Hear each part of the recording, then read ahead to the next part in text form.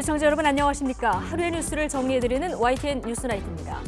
더 탐사 그리고 민들레 시민언론단체 두 곳이 이태원 희생자 명단을 공개했습니다. 유족 동의 없이 공개를 한 건데 법적 책임은 없을까요? 대통령 순방 일정에 동행한 김건희 여사가 공식 배우자 행보 대신에 심장질환 완화를 찾은 행보를 두고 오늘 정치권에 돈 없는 설전도 이어졌습니다. 적절한 건지 잠시 뒤에 나이트 포커스에서 관련 내용들 다뤄보겠습니다. 월요일 뉴스나이트 오늘의 주요 뉴스부터 정리해드립니다.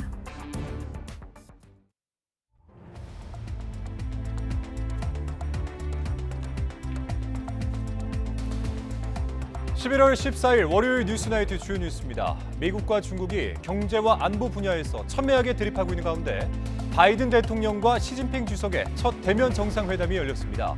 바이든 대통령은 경쟁보다는 협력을 강조했고 시 주석은 양국 관계가 올바른 방향을 찾아야 하며 솔직하게 대화할 준비가 돼 있다고 밝혔습니다. 인도네시아를 방문 중인 윤석열 대통령은 비즈니스 정상회의 기조연설에서 글로벌 복합 위기 극복을 위한 해법으로 디지털 전환을 통한 공급 혁신을 제시했습니다. 내일은 G20 정상회의에 참석해 시진핑 주석을 만나는데 정상회담으로 이어질지 주목되고 있습니다. 민주당 이재명 대표의 최측근 정진상 대표실 정무조정실장이 내일 검찰에 소환됩니다. 검찰은 대장동 비리 의혹과 이 대표와의 연관성을 집중적으로 추궁할 것으로 보입니다. 야권이 추진하는 이태원 참사 국정조사와 관련해서 여야 원내대표가 다시 만났지만 팽팽한 입장차만 확인했습니다. 일부 온라인 매체가 유족 동의 없이 이태원 참사 피해자들의 실명을 공개한 데 대해서는 여야 모두 비판의 목소리를 쏟아냈습니다. 세계 3대 가상화폐 거래소 FTX의 파산 신청으로 비트코인 등의 가상화폐 가격이 급락하고 있습니다. 국내에서도 투자자들의 직접 피해가 우려되는 건 물론이고 불안 심리까지 확산하면서 가상자산 시장 전반이 흔들리는 모습입니다. 인사를 안 한다는 이유로 시비가 붙어 도심에서 난투극을 벌인 광주 최대 폭력 조직원들이 무더기로 검거돼 재판에 넘겨졌습니다. 이들은 조직 규모를 키우기 위해서 미성년자인 중고등학생들까지 영입한 사실도 확인됐습니다.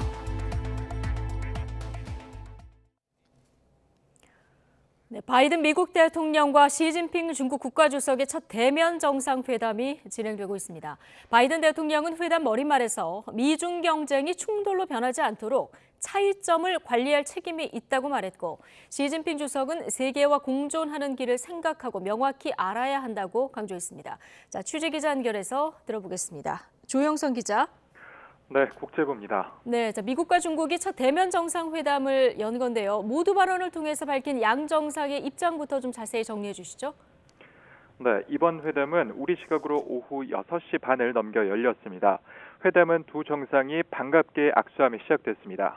바이든 대통령은 미중 경쟁이 충돌로 변하지 않도록 차이점을 관리할 책임이 있다고 말하며 협력을 강조했습니다. 시진핑 주석은 미중 관계가 올바른 방향을 찾아야 한다며 미국과 전략적 문제에 대해 솔직하게 대화할 준비가 돼 있다고 밝혔습니다. 두 나라는 회담을 마친 뒤 공동 성명을 채택하지 않기로 했습니다. 어떤 결과물보다는 두 정상이 직접 소통을 통해 일종의 레드라인, 그러니까 넘지 말아야 할 선을 파악하는 자리가 될 것이라는 관측이 많습니다. 특히 지난 8월 초 낸시 펠로시 미국 하원 의장의 타이완 방문 이후 사실상 끊겼던 양국 대화가 본격적으로 재개됐다는 점에서 의미가 있습니다. 최근 시 주석이 세 번째 연임을 확정했고 바이든 대통령도 민주당이 상원 다수당을 유지해 안정적인 대외 정책을 펼칠 기반을 마련한 상황이라 주목을 받았습니다. 네, 자, 북한의 7차 핵실험 가능성이 있는 만큼 북한 핵과 도발 문제도 논의가 되겠죠.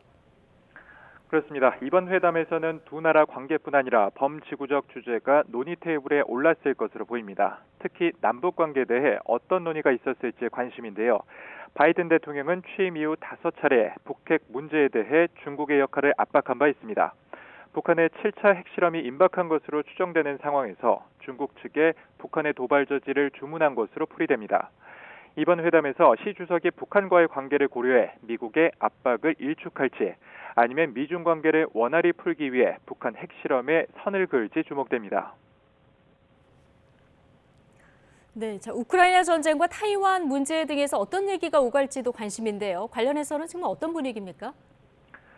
앞서 말씀드린 대로 이번 정상회담에 걸린 사안들은 비중이 크지만 성과에 대해서는 큰 기대를 하지 않고 있는 분위기입니다.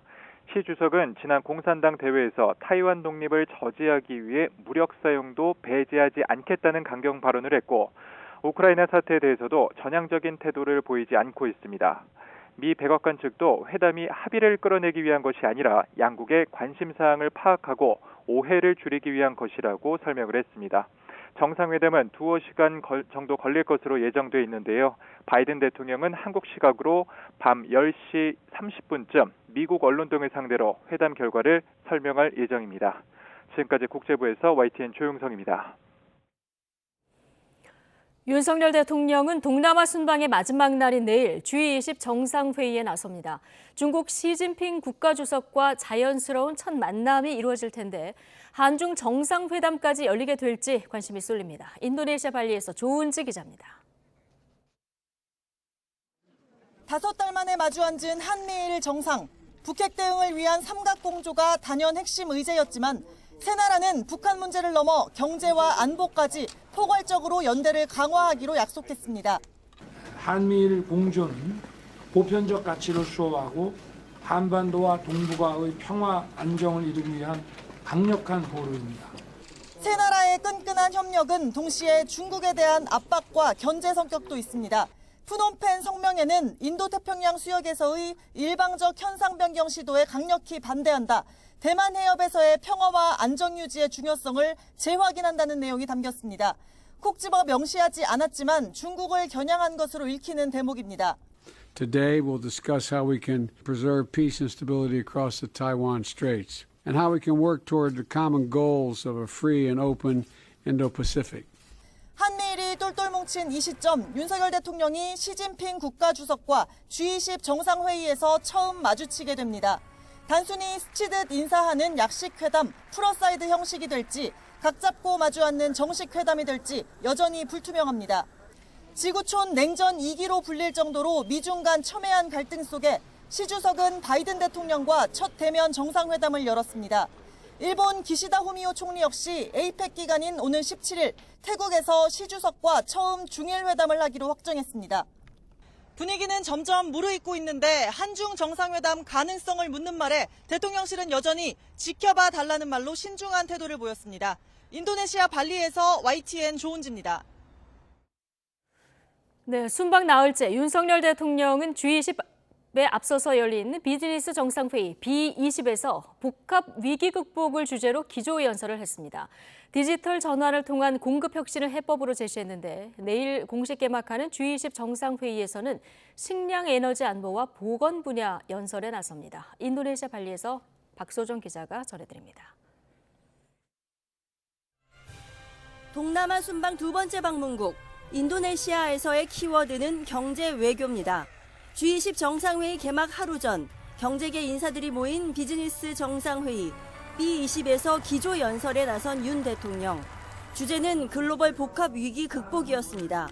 수요보다 공급 측면의 충격이 원인인 만큼 민간 중심의 공급 혁신으로 풀어야 한다면서 해법을 이렇게 제시했습니다. 저는 현재의 글로벌 여건 속에서 민간이 중심이 되는 공급 측 혁신의 핵심은 바로 디지털 전환에 달려 있다고 생각합니다. 세계가 추구할 디지털 질서 재정립을 강조하며 개방적이고 공정한 디지털 생태계 구축에 한국이 앞장서겠다는 의지도 밝혔습니다. 국경을 초월해서 누구도 소외되지 않고 디지털 시대의 혜택을 공유할 수 있도록 B20가 중심이 돼서 인류가 공감하는 디지털 질서를 대통령실은 G20을 계기로 추진하는 윤 대통령의 새로운 아세안 경제 협력 구상도 내놨습니다. 기존 베트남에 집중된 경제 협력을 인도네시아를 비롯해 모든 아세안 국가로 확대한다는 게 핵심입니다. 디지털 전환, 녹색 성장 등 아세안의 경제 구조 전환의 동반자로서 연대와 협력을 적극 추진할 계획이라는 내용입니다. 윤 대통령은 인도네시아 현지에 진출한 기업인 10여 명과의 오찬 간담회에서 적극적인 지원을 약속했고, 한 인도네시아 비즈니스 라운드 테이블에서는 디지털 공급망, 기후변화 등 다양한 분야에서 양해각서 10건을 체결했습니다.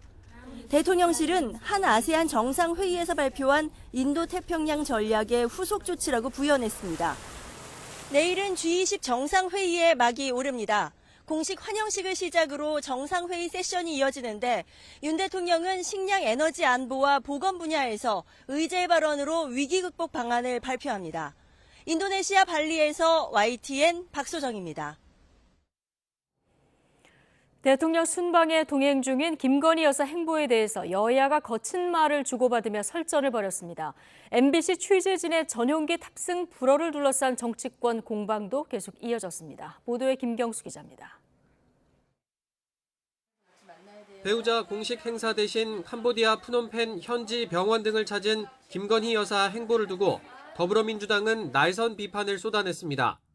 심장질환 소년을 안고 찍은 사진은 과거 배우 오드리 헵번 모습과 비슷하다며 연출된 선행이라고 날을 세웠습니다. 모금 유도를 위해 가난을 자극적으로 묘사한 사진과 영상을 뜻하는 빈곤 포르노라는 표현까지 나왔습니다. 이번에도 여지없이 또 외교 참사가 발생했습니다. 김건희 여사의 빈곤 포르노 화제 화보 촬영이 논란이 되고 있습니다. 국민의힘은 민주당이야말로 금도를 넘은 망언 참사를 일으켰다며 즉시 사죄하라고 반발했습니다. 또 과거 문재인 전 대통령 부인 김정숙 여사의 2018년 인도 단독 방문을 거론하며 정말 외교 참사는 따로 있다고 맞받았습니다. 대통령 전용기, 국민 혈세, 대통령 직원을 동원시킨 국민 기반 외교 참사는 김정숙 여사의 인도 방문입니다. MBC 취재진의 전용기 탑승 배제 논란을 둘러싼 여야 공방도 계속됐습니다. 국회 예산결산특별위원회에 출석한 이진복 대통령실 정무수석 발언이 도화선이 됐습니다. 너무나 피곤하고 있어요. 자꾸 공격하시지 말고요. 정무수석님, 같이 좋게 생각합시다. 예? 정무수석 뭐라고요? 같이 좋은 쪽으로 생각하시면 더 좋잖아요. 의원 질문에 기분 나쁘다고, 거슬린다고, 생각이 다르다고 대통령실을 대표해서 오신 수석님께서 지금 협박하십니까? 뭐 합시다? 반말하십니까? 말이 짧다 보니까 그런 거칠게 표현되었다고 들으셨다 그러면 굉장히 유감스럽게 생각합니다. 조심하겠습니다. 대통령실이 양자회담과 김건희 여사 일정을 전속 기사만 찍게 한 것을 두고도 뒷말이 나왔습니다. 뭐가 그렇게 숨기고 싶어서 언론을 피하고 싶은 것인지 참 모르겠습니다만 독재자가 되고 싶다면 집안에서만 하시고 대한민국을 독재 국가로는 전락시키지 말아주십시오. 대통령실은 이에 대해 양국이 양자회담은 전속 기사만 촬영하기로 합의했고 대통령실이 모든 걸 취재진에게 공개할 이유는 없다고 설명했습니다. 윤석열 대통령의 동남아 순방 일정이 반환점을 돌았지만 특정 언론사 취재진의 전용기 배제부터 김건희 여사 행보까지 순방을 둘러싼 정치권의 여지는 계속 이어지고 있습니다. YTN 김경수입니다. 대통령실은 한일 정상회담 당시 순방 기자단의 취재를 불허했다는 식의 일부 언론 보도는 정상 외교 프로토콜을 제대로 이해하지 못한 데서 비롯된 오해라고 반박했습니다. 대통령실 이재명 부대변인은 두 회담이 대통령실 전속 취재로 진행된 건 양국 간 사전 협의에 따른 것으로 한 나라가 일방적으로 취재나 보도 방식을 정할 수 없다고 서면 브리핑을 통해서 설명했습니다. 그러면서 정상 외교는 의제나 방식, 장소 등 여러 여건을 고려해 완전 비공개부터 생중계까지 다양한 형태로 진행된다고 밝혔습니다. 이재명 부대변인은 한국 정부가 취재를 막으려 했다면 한미일 정상회의 모두 발언에 대한 기자단 취재와 생중계는 어떻게 설명할 수 있느냐고 반문하기도 했습니다. 이재명 대표의 최측근으로 꼽히는 정진상 대표실 정무조정실장이 내일 검찰에 소환돼 조사를 받습니다. 이 대장동 일당으로부터 거액의 뒷돈을 챙긴 뇌물 혐의가 핵심 조사 대상인데 검찰은 대장동 비리 의혹과 이재명 대표와의 연관성을 집중적으로 추궁할 것으로 보입니다. 김혜린 기자입니다. 검찰이 내일 정진상 더불어민주당 대표실 정무조정실장을 소환합니다. 뇌물수수 등의 혐의를 받는 피의자 신분으로 지난 9일 자택과 당사, 국회 사무실 등을 동시 압수수색한 지 엿새 만입니다. 애초 소환 날짜를 11일로 통보했지만 한 차례 조율을 거쳐 미뤄졌습니다. 정 실장 측 변호인은 소환 하루 전 검찰에 출석해 압수물에 대한 분석을 참관하고 출석 방식을 협의하는 등 막바지 조율에 나선 것으로 알려졌습니다. 다만 정 실장이 공식 행보를 꺼려왔던 만큼 취재진 앞에 공개적으로 모습을 드러낼지는 미지수입니다. 정 실장은 이재명 대표가 성남시장과 경기도지사를 지내던 시절 각각 정책비서관과 정책실장을 거치며 이 대표를 보좌한 최측근으로 뇌물수수와 부패방지법 위반, 부정처사 후수뢰, 증거인멸교사 등 크게 4가지 혐의를 받고 있습니다. 유동규 전 성남도시개발공사 기획본부장 등 대장동 일당으로부터 청탁과 함께 뒷돈 1억 4천만 원을 수수하고 사업 특혜를 제공하는 대가로 대장동 개발이익 428억 원을 김용 민주연구원 부원장, 유 전 본부장 등과 나눠 갖기로 했다는 게 핵심입니다. 그러나 정 실장 측은 그 어떤 부정한 돈도 받은 일이 없고 428억을 약정받았다는 것도 허구 주장이라며 검찰이 정치 수사를 하고 있다고 반박하고 있습니다.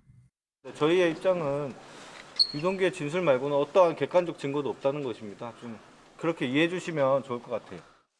검찰은 혐의 입증에 자신감을 드러내고 있습니다.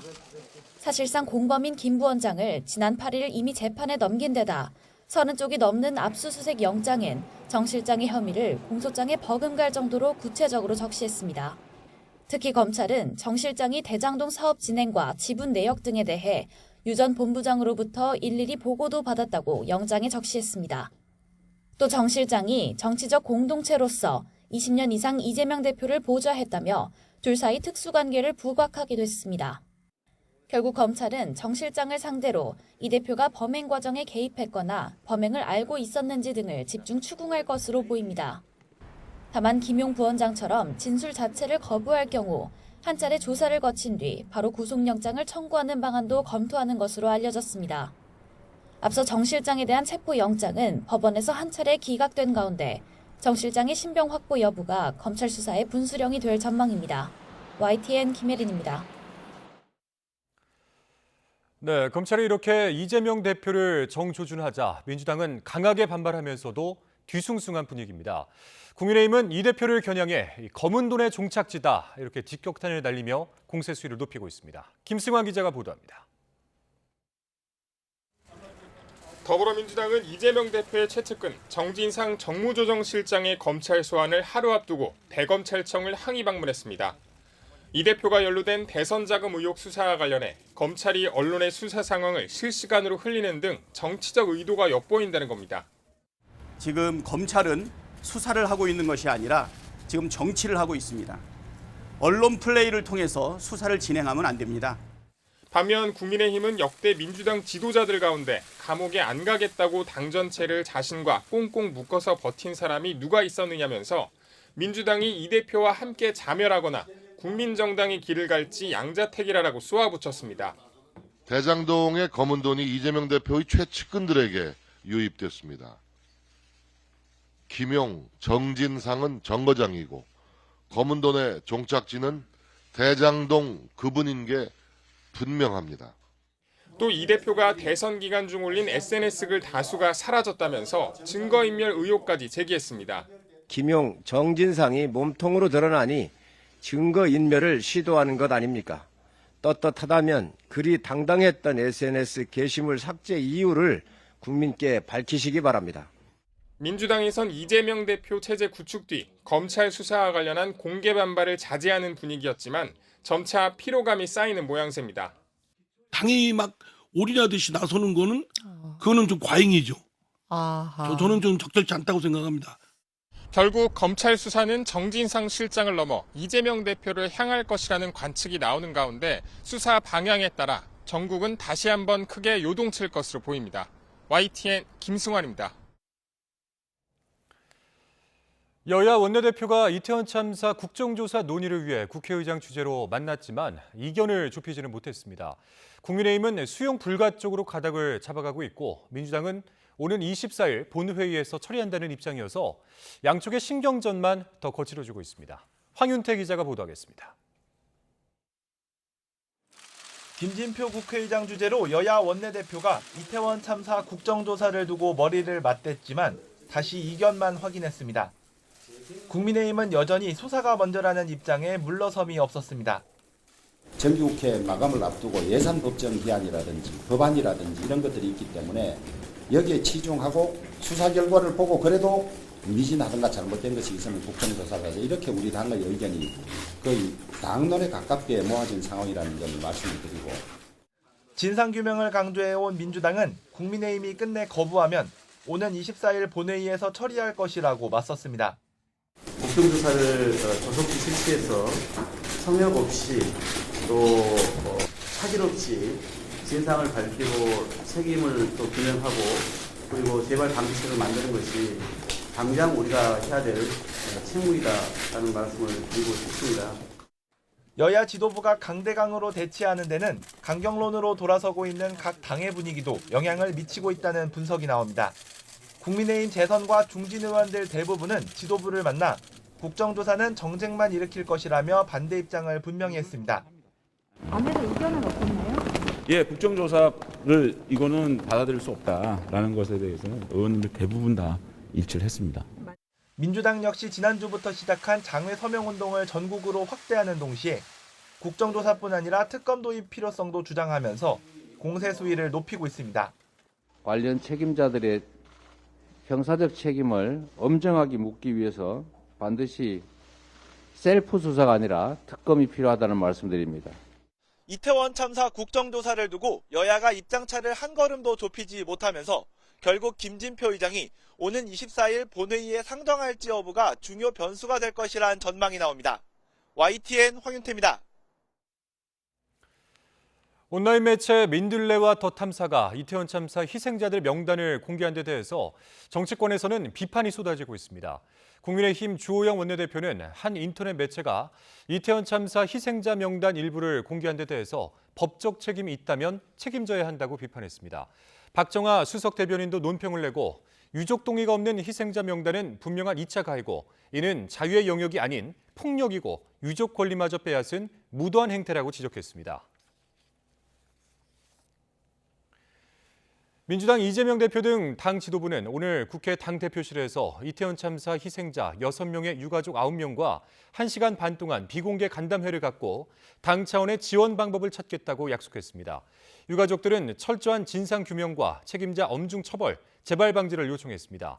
안호영 수석 대변인은 회동 뒤 기자들과 만나 진정한 추모를 위해서는 희생자 명단이 공개돼야 하지만 유가족 동의가 선행돼야 한다며 동의 없는 공개는 바람직하지 않다는 당 입장을 밝혔습니다.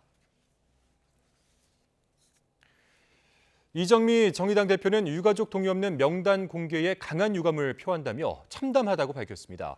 또한 공공을 위한 저널리즘 본연의 책임은 어디까지일지 다시 한번 생각해 본다며 이번 명단 공개로 유가족 상처가 더 깊어지지 않도록 많은 국민이 도와주길 당부드린다고 강조했습니다. 한동훈 법무부 장관은 이태원 참사 유족과 피해자 의사에 반해 희생자 명단을 무단으로 공개한 것은 법적으로 큰 문제가 있다고 밝혔습니다. 한 장관은 또 명단을 공개한 매체가 이른바 청담동 술자리 의혹을 제기했던 더 탐사였다면서 그런 단체가 총대 매듯이 국민적 비극을 이용하는 것에 대해 개탄스럽게 생각한다고 말했습니다. 내년도 예산안 심사를 위한 국회 예산결산특별위원회에 출석한 이상민 행정안전부 장관이 폼나게 사표 던지고 싶다 이 발언 때문에 혼쭐이 났습니다. 야당 의원들의 거듭된 질타에 결국 고개를 숙였는데 사퇴 요구에 대해서는 일축했습니다. 엄윤주 기자의 보도입니다. 더불어민주당은 국회 예산결산위원회에 출석한 이상민 행정안전부 장관을 시작부터 강하게 몰아붙였습니다. 최근 폼나게 사표 던지고 싶다라는 이 장관의 인터뷰 내용을 두고 맹공을 퍼부었습니다.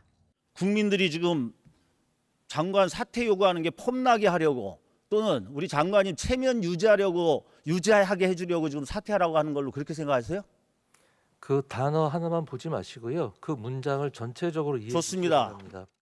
민주당 이재명 대표는 지도부 회의에서 망언으로 규정하고 파면을 촉구하기도 했습니다. 이상민 장관의 폼나게 발언은 듣기 민망한 정도를 넘어서서 우리 국민들로서는 도저히 용서할 수 없는 망언입니다. 즉각 파면하는 것이 타당합니다. 이 장관은 국민께 매우 송구하다고 사과하면서도 기자와의 사적 대화였다고 해명하고 사퇴 요구도 일축했습니다. 그래서 근황을 묻는 개인적인 안부 문자라고 생각을 하고 정제되지 않은 표현을 했던 것 같습니다. 현재의 자리에서 제가 최선을 다하는 것이 제 책임을 가장 제대로 수행하고 있는 것이라고 봅니다. 예결위에서는 또 지난 2008년 이명박 정부에서 광우병 논란 당시 농림수산식품부 장관을 지낸 국민의힘 정운천 의원이 이상민 장관을 감싸며 이런 발언을 해 여야 공방에 기름을 부었습니다. 확실하게 하고 책임지고 나오면 저같이 이렇게 국회의원도 안 되지 않습니까? 네. 그렇게 꼭 좀 하십시오. 네, 잘 알겠습니다. 우리 국민 158명이 목숨을 잃은 참사입니다. 입신양명의 기회입니까? 어떻게 그런 말을 주고받을 수가 있습니까? 이태원 참사 책임론을 두고 일선 경찰과 지방자치단체 하위직 직원들의 불만이 높아지고 있는 가운데 이상민 장관을 포함한 주요 기관장들의 거취를 두고 여야 공방은 계속될 수밖에 없을 것으로 보입니다. YTN 엄윤주입니다.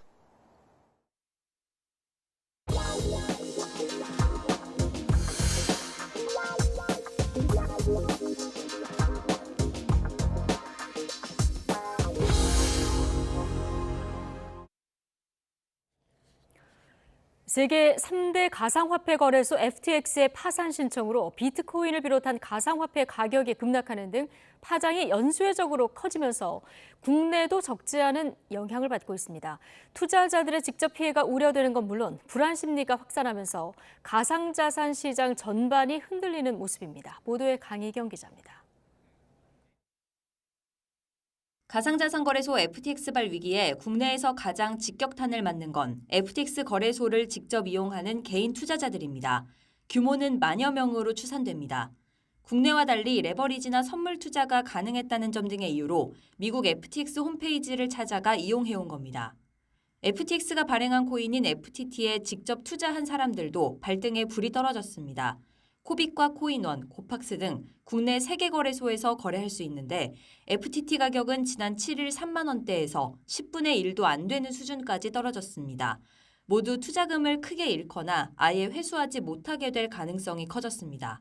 26일부터는 국내 거래소는 거래가 중지된다라고 발표했기 때문에 아마 이제 개인 투자자들, 이 코인에 투자한 개인 투자자들의 막대한 손실이 우려가 되는 상황입니다. 국내 기업 가운데서는 게임 회사 컴투스의 불똥이 튀었습니다. 올해 3월 FTX의 자체 가상자산을 상장했는데 FTX 파산 신청 소식에 주가가 하루 만에 14% 넘게 급락했습니다.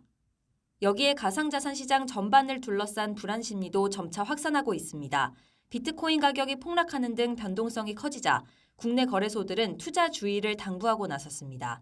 다만 국내 거래소의 현금과 자산은 안전히 보관되고 있어서 지급 불능 사태는 없을 거라고 재차 강조했습니다. 극단적으로 모드 토큰에 대한 인출 요구가 발생한다 하더라도 인출이 가능하다는 점에서 FTX 등 해외 거래소와는 달리 고객 자산이 안전하게 관리되고 있습니다. 변동성은 최소 연말까지 이어질 거란 전망이 우세합니다.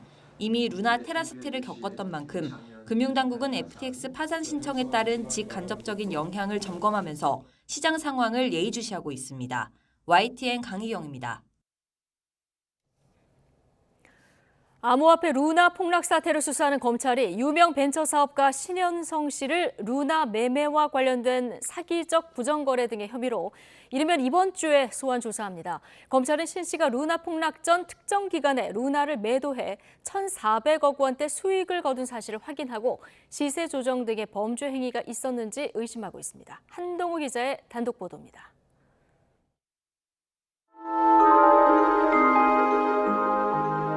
마이너스 99.99%, 시가총액 52조 원 증발, 피해자 28만 명, 암호화폐 루나 폭락 사태입니다. 창업자 권도형 테라폼레스 대표는 해외에서 잠적한 상태. 그런데 권 대표와 동업했던 유명 벤처 사업가 신현성 씨가 루나를 팔아 막대한 수익을 거둔 것으로 YTN 취재 결과 확인됐습니다.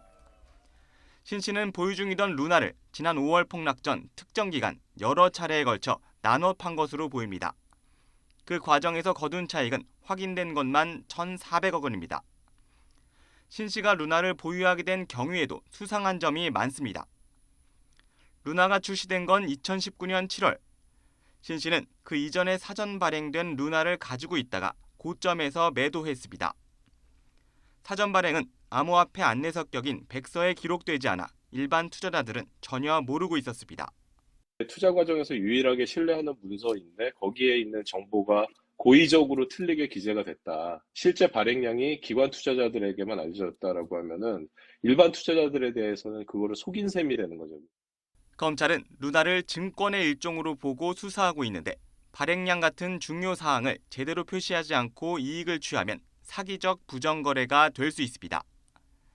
지난 7월 신 씨 사무실 등을 압수수색해 관련 증거를 확보한 검찰은 신 씨에게 피의자 신분으로 검찰청사에 나와 조사받으라고 통보했습니다. 소환 조사는 이르면 이번 주 내에 이뤄질 것으로 보입니다. 검찰은 루나 가격이 급격히 오르는 과정에서 컴퓨터 프로그램을 이용해 코인을 사고 파는 이른바 자전 거래가 있었던 것으로 파악하고 있습니다. 따라서 신 씨가 이 같은 시세 조종에 개입했는지도 따져 물을 것으로 보입니다. 검찰 소환을 앞두고 신 씨는 박형철 전 청와대 반부패 비서관과 김기동 전 대검 부패범죄 특별수사단장 등 초호화 변호인단을 꾸렸습니다. YTN 한동우입니다. 네, 루나 폭락 사태 수사의 핵심 인물로 떠오른 신현성 씨는 소셜 커머스 업체 티켓몬스터를 성공으로 이끈 청년 벤처의 상징입니다. 루나 피해자의 상당수는 신 씨를 믿고 투자했다고 해도 과언이 아닌데요. 검찰은 신 씨가 권도형 대표와 만들겠다고 한 암호화폐 결제 시스템조차도 실체가 불분명한 사기에 가깝다고 보고 있습니다. 신지원 기자가 이어서 보도합니다. 소셜 커머스 기업 티켓몬스터로 큰 성공을 거둔 신현성 씨는 테라폼랩스 설립 초기 투자자들의 이목을 집중시킨 스타 벤처기업가입니다. 저희 테라는 고객들이 이제 수백만 명, 수천만 명 쓸 수 있는 어떤 코인을 만들자. 티몬, 배달의 민족 등등을 통해서 한국에서도 유통이 될 거고 이제 동남아에서도 유통이 될 수 있는 그런 토큰이 될 겁니다.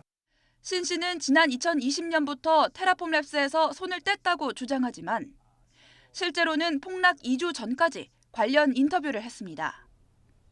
그러다 검찰이 수사에 착수하자 인터넷에서 해당 영상을 지워달라고 요청했습니다.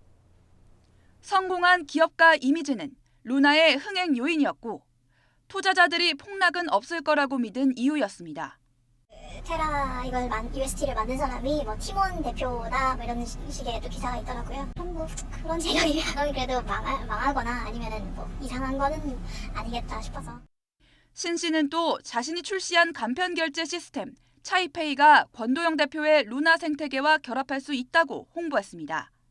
암호화폐 기술을 이용해 쉽고 빠르고 안전한 거래가 가능하다는 건데 정작 사업은 시작도 못했고 차이페이의 고객 정보만 다른 회사인 테라폼랩스로 유출됐습니다.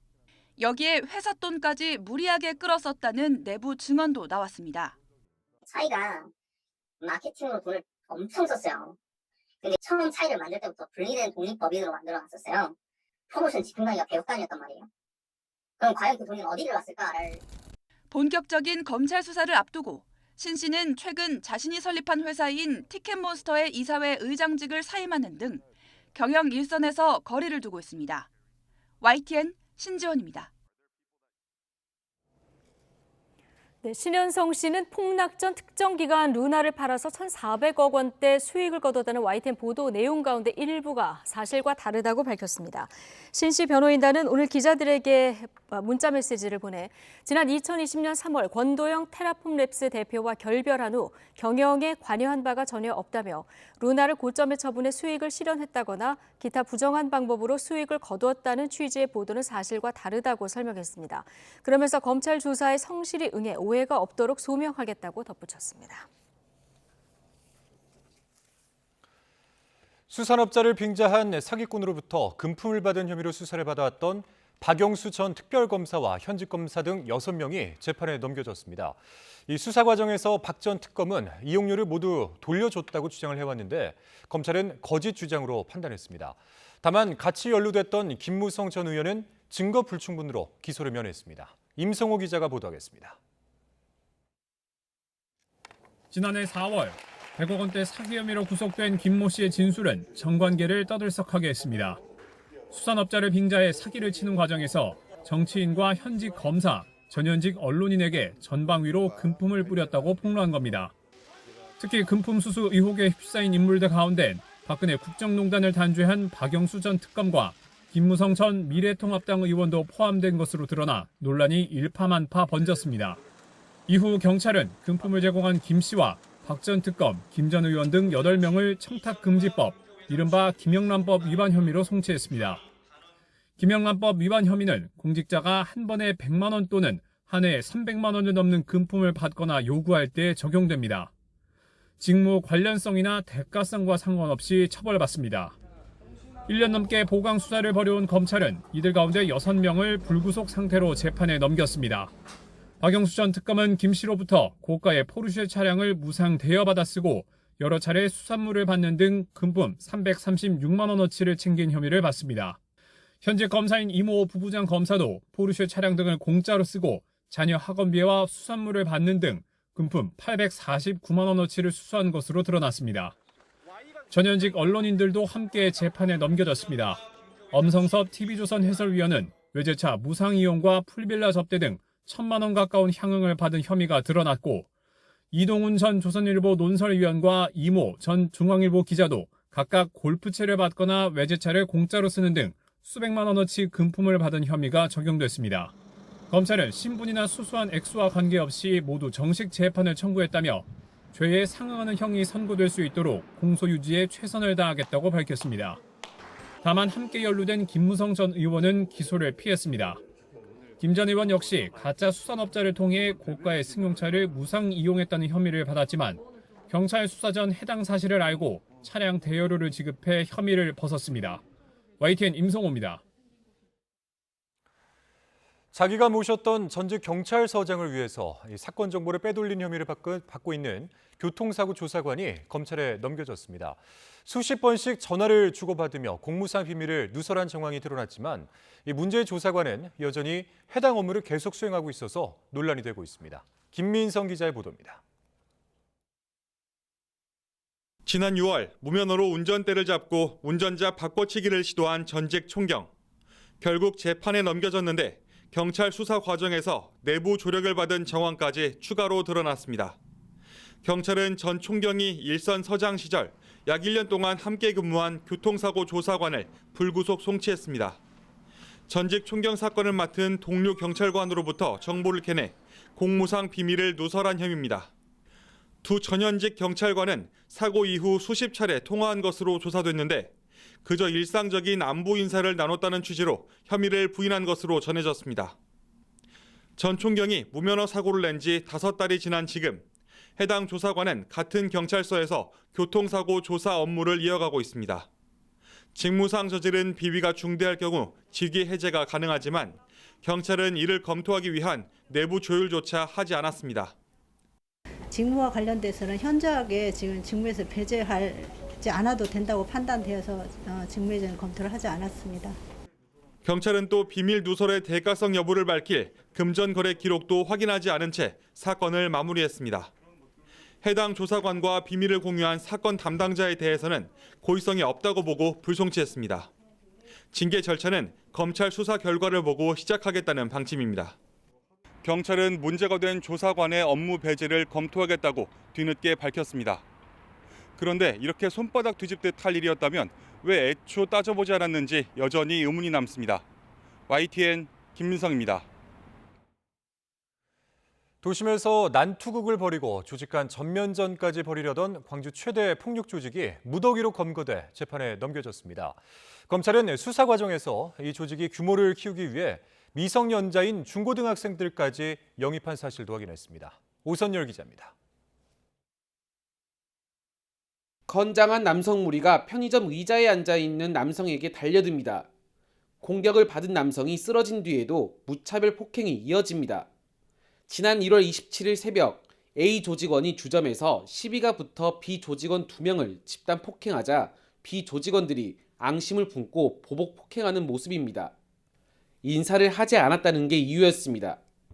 결국 A 조직원들이 전면전을 위해 흉기를 휴대하고 차량 7대를 이용해 광주 시내와 유원지 등에 직결했지만 출동한 경찰에 해산되기도 했습니다. 경찰은 사건 착수 6개월 만에 잠적한 조직원 30명을 검찰에 넘겼고 검찰은 추가 수사를 통해 이들이 증거를 없애려고 한 정황을 포착하고 8명을 더 검거했습니다. 검찰은 집단 안투극과 관련된 조직원 18명을 구속하는 등 38명을 입건했습니다. 이들 조폭은 도주 과정에서 검찰 수사관의 차량을 파손하거나 범죄단체 활동을 한 사실이 없다고 위증한 것으로도 조사됐습니다. 특히 조직 규모를 키우기 위해 불법 업소를 운영하며 벌어들인 수익으로 미성년자 6명 등 신규 조직원을 꾸준히 영입한 사실도 확인됐습니다. 검거 당시 총 16명의 경찰관을 검찰 수사관과 함께 현장 출동하여 검거하는 등 실질적으로 긴밀히 협력한 결과 38명을 사법 처리함으로써 광주 지역 최대 폭력 조직을 엄단하였습니다. 검찰은 도주한 조직원 1명에 대해서도 지명 수배를 내리고 행방을 쫓고 있습니다. YTN 오선열입니다.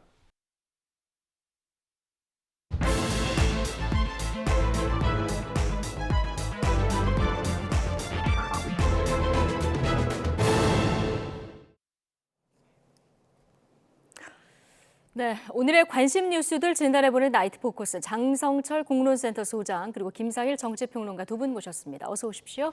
안녕하십니까? 예, 안녕하십니까?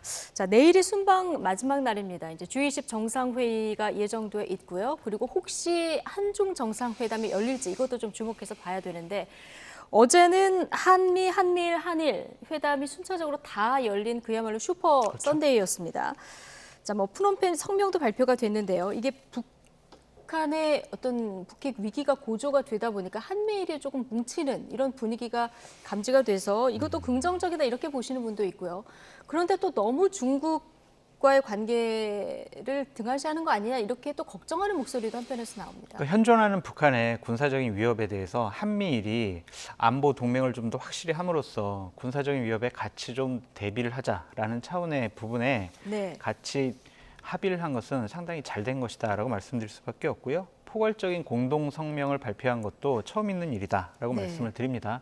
특히 한미 정상회담에서는 대북 확장 억제 강화 기조를 제하긴 했고요. 특히 지금 우리나라 배터리 부분에 대해서 상당히 신경 쓰고 있는 경제 네. 부분에서 미 인플레이션 감축 법안 등에 대해서 보다 진전된 바이든 대통령의 얘기를 들었다, 약속을 받았다라는 것도 상당히 큰 성과라고 좀 생각이 듭니다.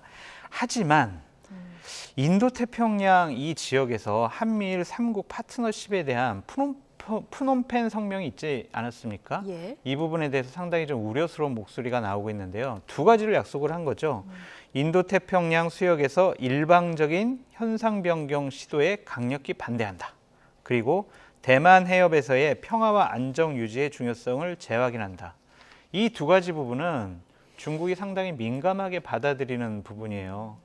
이러한 부분에 있어서 이번에 내일 시진핑 주석을 내일 만나게 되는데 정상회담으로 좀 이어져서 이러한 부분에 대한 여러 가지 논란을 좀 희석시켜야 된다라는 좀 생각도 있습니다. 왜냐하면 안보와 동맹, 경제, 우리는 미국 없이 살 수는 없지만 중국을 무시하고도 살 수가 없는 부분이 있습니다. 그러니까 이러한 부분 현명한 외교적인 활로를 통해서 좀 잘 좀 정리가 됐으면 좋겠다라는 생각이 듭니다. 예, 저희가 앞서 저녁 시간에 그 미중 정상회담 생중계로 보여드렸는데 네. 시진핑 주석도 뭐 산념에 성공을 했고 네. 바이든 대통령도 중간 선거에서 이제 선전을 했기 때문에 굉장히 표정은 밝았거든요. 네.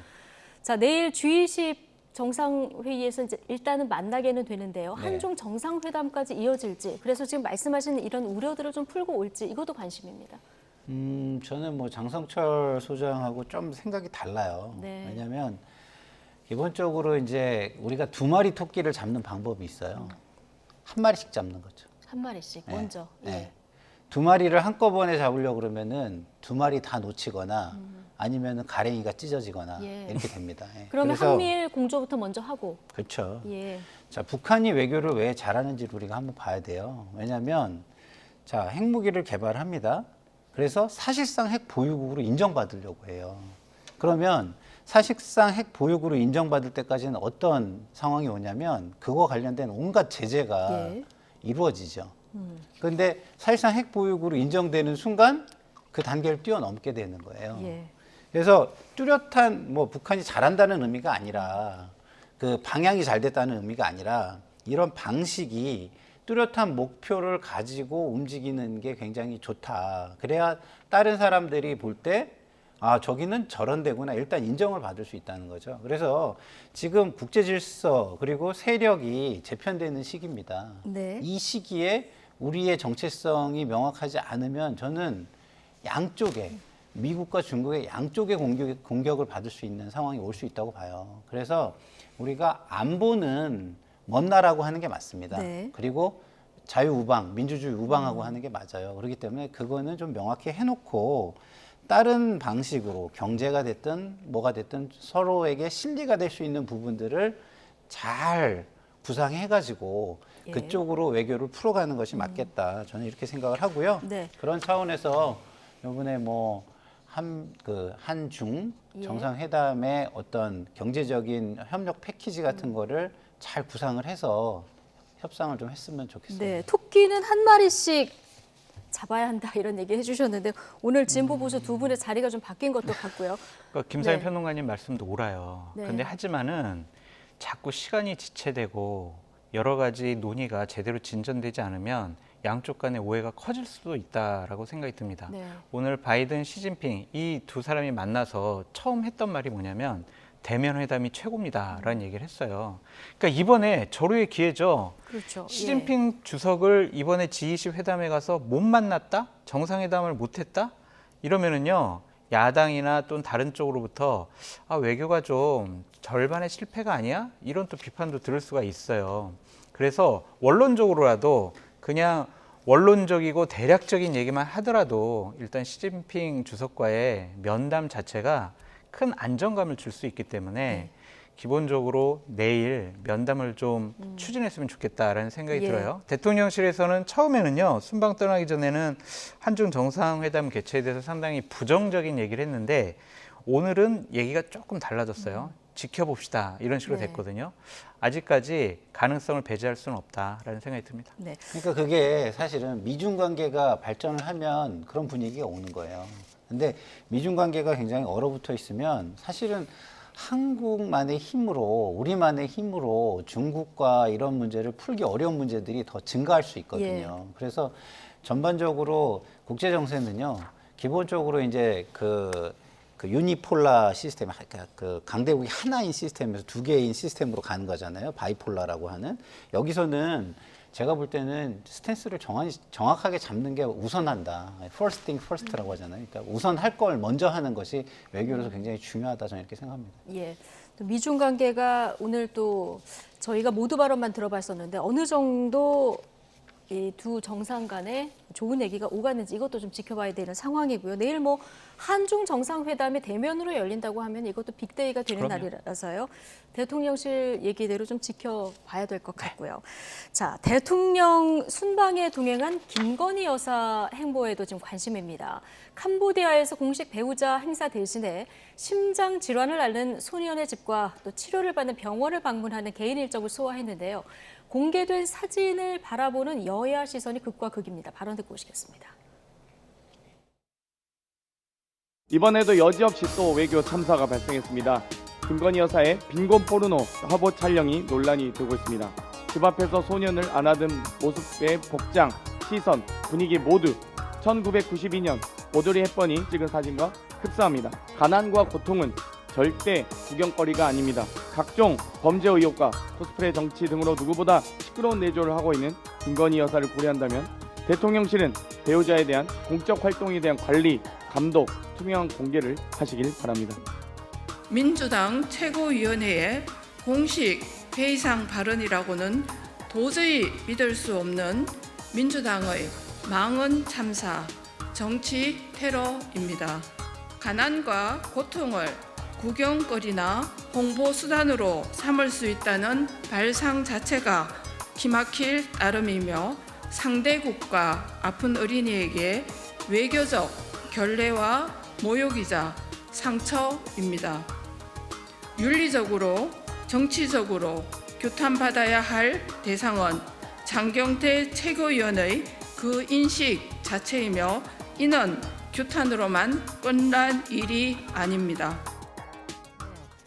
원래 배우자 공식 일정은 캄보디아 그 앙코르와트를 방문하는 일정이었다고 하는데 이 일정 대신에 김건희 여사는 그 심장병을 앓고 있는 로타라는 캄보디아 소년의 집 그리고 치료를 받는 병원을 방문하는 일정으로 이제 대신을 했는데 지금 야당에서 나온 비판 얘기를 들으셨지만 빈곤 포르노 또 오드리 헵번 코스프레 이런 그 원색적인 비판이 나왔거든요. 어떻게 보셨습니까? 그래서 저는 뭐 비판할 수 있는 지점도 분명히 존재한다고는 봐요. 그렇지만 비판이 너무 과도하면 저는 그건 또 아니라고 보거든요. 그러니까 비판할 지점에 대해서는 따끔한 충고를 하지만 그래서 예를 들어 오드리 헵번의 오마주를 너무 한다든가 그다음에 뭐 이제 제클린 케네디의 오마주를 한다든가 이런 거는 너무 보이잖아요. 그래서 그런 것들을 너무 보이게 하는 건 별로 좋지 않습니다라고 얘기를 하더라도 그래도 이렇게 그 어린이들을 그 어려운 사람들을 찾아가는 모습 이런 거는 더 열심히 해서 진정성으로서 국민한테 평가되기를 바란다. 그리고 뭐 지금은 좀 뭐 선의로 봐주겠다. 뭐 이런 식으로 좀 해서 더 이렇게 좋은 일을 많이 하게끔 하고 오히려 그쪽으로 이렇게 방향을 유도해주는 이런 게 국민들이 보고 싶은 모습일 것 같아요. 물론 따끔한 충고는 필요하겠죠. 그런데 국민들에게 이게 자칫하면은 너무 뭐 이렇게 따라하고 그걸 가지고 어떤 홍보를 하려고 하는 걸로 비춰줄 수 있으니까 그 부분은 굉장히 좋아 보이지 않는다. 이렇게는 얘기할 수 있다고 저는 생각해요. 그렇지만 이렇게 원색적인 표현을 한다. 자, 국민들, 특히 자라나는 세대들이 뭘 배우고 잘하겠습니까? 그런 부분을 좀 지도급에 있는 인사들은 좀 생각을 좀 하면서 언행을 해주시면 좋겠다는 생각이 들어요. 그 야당의 또 하나 비판의 지점이 이제 공식 일정에 불참하고 여기에 갔다 이런 지점인데 사실 대통령실 설명을 들어보면은 지금 김건희 여사가 방문한 이후에 병원에 좀 후원 문의가 쇄도하고 있다 이런 뭐 긍정적인 얘기도 좀 들리고 해서 이 부분을 전체적으로 어떻게 봐야 될까요? 좋은 일을 잘 하셨다라는 좀 생각이 듭니다. 물론 영부인들 간에 공식적인 행사를 참여하고 거기서 다른 나라 영부인들과 친교를 좀 넓히고 친근감을 좀 넓혔으면 더 좋았을 것 같다라는 좀 생각이 들지만 저렇게 어린아이가 아프고 고통스럽고 가난한 환경에 가서 위로하는 모습을 갖고 저런 비판이 아니라 막말 수준의 저주를 하는 것 자체가 민주당 최고위원은 그냥 넘어가서는 안 될 문제 발언을 했다라고 말씀드릴 수밖에 없습니다. 최소한의 인간적인 도리를 저버린 발언이 아니냐라는 좀 생각이 들고요. 화보 촬영은요. 타지마을에 혼자 가서 혼자 단독 사진 찍은 김정숙 여사가 화보 촬영을 한 거지 저렇게 가난하고 어렵고 심장병 정말 삶의 고통을 겪는 저 아이를 안고 찍은 저 사진을 갖고 화보 촬영이라고 매도하는 것은 상당히 좀 비판의 강도를 넘어선 것이 아니냐라는 좀 생각이 들고요. 오드리 헵번 오마주한 게 뭐가 그렇게 나쁩니까? 오드리 헵번의 여러 가지 은퇴 후의 활동에 대해서 많은 전 세계 국민들이 동경을 하고 좀 옹호도 하고 존경도 하는 모습 보이고 있지 않습니까? 그거 좀 따라하면 어떻습니까? 그걸 따라한다고 저렇게 또 뭐라고 합니까?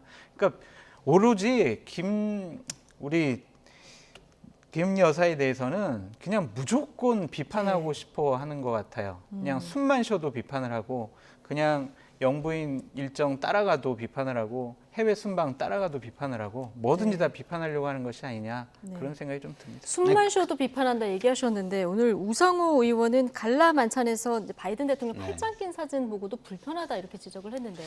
그러니까 이런 모든 것들이 국민들이 바보가 아니잖아요. 좀 이렇게 과도하게 느껴지는 거예요. 그래서 제가 아까 따끔한 충고는 할 수 있다는 말씀을 드리는 거거든요. 과도해서 국민들이 그걸 인정해 주는 게 아닙니다. 그게 오히려 진짜 잔잔하게 다가오고 울컥하는 어떤 이런 진짜 진정성과 헌신성 이런 게 느껴졌을 때 이게 진짜 인정을 받는 것이죠. 그래서 이게 뭐 마음으로 인정을 못 하는데 머리에다 이렇게 막 우겨 넣어서 인정받으려고 하는 듯한 그런 과도한 행위는 안 하는 게 좋아요. 그렇지만 다시 돌아가서 말씀드리지만 계속 하세요. 계속 하면서 주변에 이런 따끔한 충고도 들으면서 조금씩 개선해 나갈 수 있잖아요. 네. 대신에 이거 한번 이렇게 하고서 그 다음에 아무것도 없다.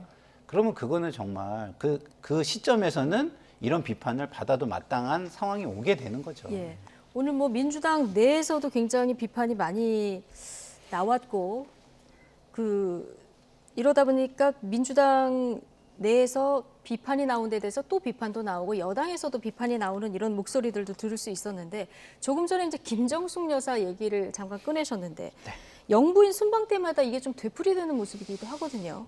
비판을 위한 비판은 조금 자제해야 된다. 이런 지적 좀 새겨들을 필요 있을 것 같습니다. 그러니까 김건희 여사가 저희 가서 예. 부적절한 행동을 했거나 말실수를 했거나 부적절한 행동을 그러면 비판해도 괜찮아요. 근데 하지만 저런 식의 위로하는 행보에 대해서 비판하는 것은 상당히 무리가 있는 비판이 아니야, 과한 비판 아니냐 그렇게 볼 수밖에 없고요. 우상호 의원한테 한번 물어보고 싶어요. 팔짱 낀 거에 대해서 뭐라고 했는데 2018년도 10월 16일 날 문재인 대통령 부부가 프랑스를 방문합니다. 거기에 엘리제궁에 가요. 마크롱 대통령이 김정숙 여사 팔짱을 끼고 엘리제궁 구석구석을 구경시켜줘요. 그랬을 때 문재인 대통령이 뭐라고 하셨냐면요. 해외 순방 과정에서 이제껏 받아보지 못한 환대를 받았다라고 하면서 너무 좋아하셨어요. 그때 민주당 의원들 마크롱 대통령 비판했습니까? 그러니까 팔짱 끼는 것 가지고도 뭐라고 한다면 이거는 김건희 여사 그냥 싫다는 거예요. 싫으니까 그냥 비공개를 하지 비공개 활동도 하지 말아라 이런 비판으로 보여지는데 그럼 만약에 지금 이태원 참사 와중에 지금 순방에 동행을 하지 않았습니까? 여기서 또 앙코르와트를 갔다면 그 또한 비판을 했을 거라고 보십니까? 전 그렇게 보여져요. 지금 뭐 앙코르와트나 지금 구경할 때냐 그런 식으로 비판할 것 같아요. 그러니까 김건희 여사 모든 부분에 대해서 꼬투리 잡아서 비판하고 싶어하는 민주당 의원들의 심정은 알겠는데 이건 해도 너무한다 그렇게 말씀드려요. 김상일 평론가 얘기 좀 이어서 들을까요? 그러니까 저는 과도한 건 안 좋다고 봐요. 국민들이 다 판단을 한다니까요. 그러니까 민주당의 이런 비판은 과도해요. 제가 볼 때. 행동도 과도하면 안 되고 비판도 과도하면 안 된다. 비판도 과도하면 안 되는데 아니 어쨌든 외교를 하러 나간 거잖아요. 그러면은 우리가 한일전 축구를 한다고 생각해 보세요.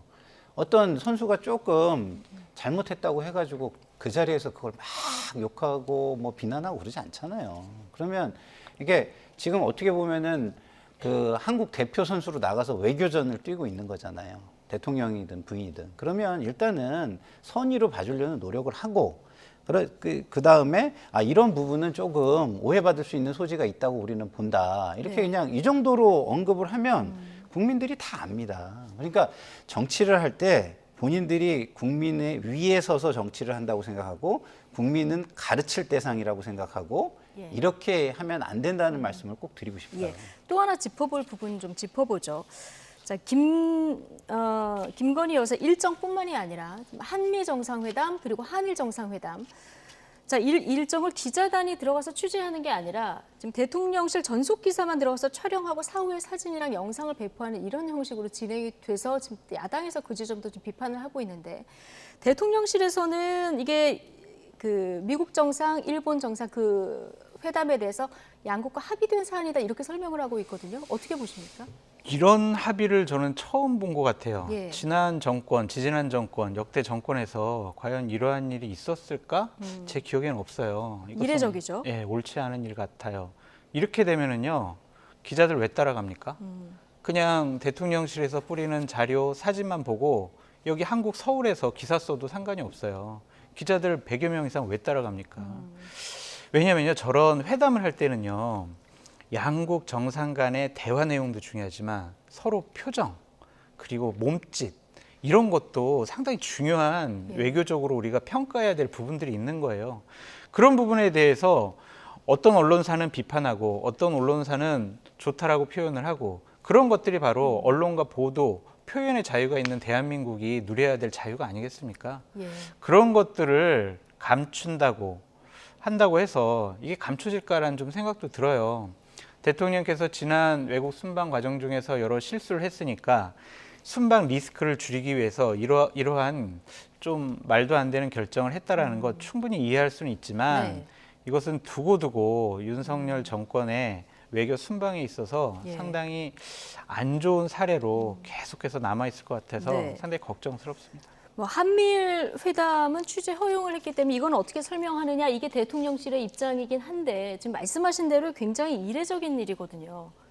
그러니까요, 저는 윤석열 대통령이 될 때 당신이 하신 얘기들을 다시 한번 좀 꺼내서 읽어보셔야 된다는 생각이 들어요. 본인이 뭐라 그러셨냐면 본인은 헌법의 가치를 지켜야 되는 게 가장 중요하다고 얘기했어요. 헌법의 가치 중에 가장 중요한 것 중에 하나가 언론의 자유예요. 예. 근데 언론이 자유로운 취재를 최대한 보장해주지 않고 뭐 양국이라고 지금 얘기하지만 상대국은 사실은 어떻게 보면 민주주의가 좀 약간 떨어진 나라 아닙니까? 거기는 훈센이라는 사람이 대통령이자 뭐 삼성 회장이자 뭐 모든 걸 다 하는 나라거든요. 거기는 그런 나라에 가서 오히려 이렇게 좀 민주적이고 더 발전된 언론의 자유 이런 모습을 보여주시지 양국과 합의됐다라는 이유로 언론의 자유로운 취재, 자국 기자들의 취재를 편의를 이렇게 보장하거나 증진시켜 주려는 노력을 하지 않고 거기에 똑같이 하신다? 저는 뭐 과거에 어떤 사례가 있었다 하더라도 저는 이해할 수가 없고요. 앞으로 대통령께서 해나가실 어떤 국정의 운영, 이것이 과연 공정과 상식, 법치, 헌법 가치에 맞게 하실 수 있는가. 점점점 그걸 잃어버리면서 본인의 어떤 현 상황 내지는 권력에 함몰되고 계신 거 아닌가 이런 우려가 듭니다. 예, 전속 기사만 촬영하기로 합의했다는 그 양국은 미국과 일본을 얘기하는 거죠. 예, 자 어쨌든 정상회담에 순방 기자단이 따라갔는데 취재를 못하고 사진을 받아서 쓰는 경우는 굉장히 이례적이라 오늘 하루 종일 좀 화제가 됐고요. 자, 오늘 국회 예결위에서는요, 또 MBC 전용기 배제와 관련된 질의응답 도중에 나온 이진복 대통령실 정무수석 발언 때문에 또 시끄러웠습니다. 직접 듣고 오시죠. MBC를 배제한 거는 다른 언론 길들이기 한 거 아닙니까? 재갈을 물리려고 한 거 아니에요? 너무나 피곤하고 있어요. 자꾸 공격하시지 우리 말고요. 정무수석님. 같이 좋게 생각합시다. 네? 정무수석 뭐라고요? 같이 좋은 쪽으로 생각하시면 더 좋잖아요. 대통령실을 대표해서 오신 수석님께서 지금 협박하십니까? 뭐 합시다? 반말하십니까? 듣는 분들의 입장에서 좀 불편하게 들렸을 수 있겠지만 이것이 비속어도 아니고 또 이 막말도 아닙니다. 죄를 짓고 나오는 범인도 아닌데 윽박 지르고 막 강요하고 말이 짧다 보니까 그런 거칠게 표현되었다고 들으셨다 그러면 굉장히 유감스럽게 생각합니다. 조심하겠습니다. 자, 이 전용기 탑승을 배제한 문제에 대해서 함께 좋게 생각합시다. 이런 얘기를 했더니 야당에서는 바로 이제 오만방자하다, 협박하는 거냐 이런 비판이 나왔는데 이진복 정무수석이 결국 사과를 했어요. 이진복 정무수석은 저도 뭐 잘 아는 분인데 네. 상당히 차분하고 점잖은 분이에요. 그래서 뭐 야당 의원을 모욕시키려고 하는 의도는 없었다라고 보여지고요. 본인 말투가 좀 나온 것이 아니냐라는 좀 생각이 들고 또 진솔하게 사과를 한 부분에 대해서는 좀 인정을 해줘야 된다라고 말씀을 드리는데 MBC 기자가 전용기에 못한 것이 좋게 생각하라고 하는 것은 좀 말이 안 되는 것 같아요. 이건 지금 국내에서도 상당히 문제가 많이 생기고 있고 언론 노조에서도 이제 법적인 부분까지도 조치를 취하고 있지 않겠습니까? 또한 야당과 언론에서는 표현의 자유, 언론의 자유까지도 침해당했다 이런 식의 얘기까지 하고 있는 마당에 이것을 좋게 생각하라고 하는 의미가 뭔지 솔직히 잘 모르겠어요. 그것이 윤석열 대통령이 얘기한 국익을 위한 조치였다라는 것인지 저는 아직도 이해가 되지는 않지만 어쨌든 이진복 수석이 진솔하게 사과를 했으니까 이 부분만큼은 뭐 그냥 해프닝성으로 넘어가는 것이 좋지 않을까라는 생각이 듭니다. 좋게 생각합시다. 어떻게 해석하십니까? 그냥 뭐 강요 정치를 한다 이런 생각이 들어요. 모든 거에 있어서 강요를 하잖아요.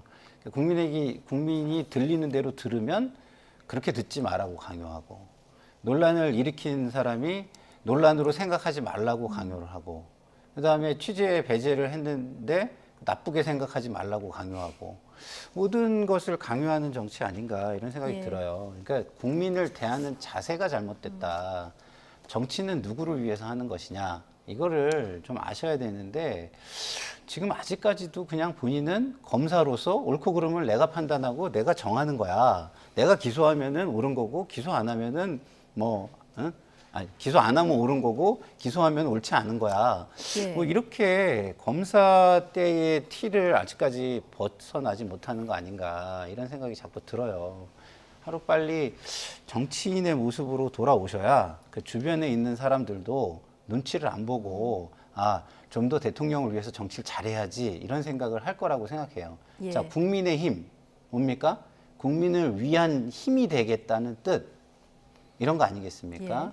그럼 아니면 뭐 국민의힘과 함께 해서 정치를 하겠다 이런 뜻 아니겠습니까? 근데 지금 국민의힘의 모든 정치인들은요, 윤의 힘 같아요. 윤의 힘. 윤석열 대통령의 힘입니까? 윤을 위한 힘이 되겠다거나, 윤의 힘을 위한 정치를 하겠다거나, 뭐 이런 것 같아요. 윤의 힘 같아요. 아니, 김상인 평론가님, 이진복 정무수석은 지금 대통령실의 참모 아니겠습니까? 그래서 대통령의 뜻에 맞는 말과 그리고 행동, 그리고 거기에 판단에 따른 이런 행동을 했다고 봐야지. 아니, 그래도 국민을 대하는 자세가 잘못됐다는 말씀을 자세가 잘못됐는데, 자세가 그것을 계속 강요를 하면 안 되고, 본인이 힘이 있는 자리에 있을 때는 해명을 해야죠. 100번 옳아요. 100번 옳은데, 일단은 이진복 수석도 상당히 조심하겠다라고 하고 유감스럽게 생각을 한다고 했으니까 그 부분은 인정을 합니다. 국민의힘에서는 뭐 이거 비속어 아니고 부산 사투리다 뭐 이런 그 편들어주는 말도 나왔는데, 어쨌든 대답을 하러 나오는 뭐 대통령실 관계자나 국무위원들뿐 아니라 국회의원들도 좀 서로 감정을 상하지 않는 이런 발언들이 좀 오가는 국회의 모습을 국민들은 보고 싶어 하지 않을까 이런 생각이 들고요. 자, 이태원 참사 관련 소식으로 좀 넘어가겠습니다. 자, 20대 여성이 추가 사망하면서 어제부로 158명으로 이제 사망자가 는 이런 상황인데요. 지금 시민 언론단체라고 하는데 민들레와 더 탐사라는 곳에서 희생자 155명의 실명을 담은 포스터를 공개했습니다. 유족의 동의를 받지 않았다는 것을 이제 이 매체에서도 인정을 했는데요. 그거 어떻게 보십니까? 이거는 저는 너무너무 화가 나요. 왜냐하면 자식을 잃어보지 않은 사람은 진짜 함부로 이런 거 하면 안 되거든요. 왜냐하면 자식을 잃은 사람은요, 정신이 하나도 없어요. 위로조차도 너무너무 힘듭니다. 위로조차도. 왜? 그것을 다시 떠올리기 때문에. 그렇죠.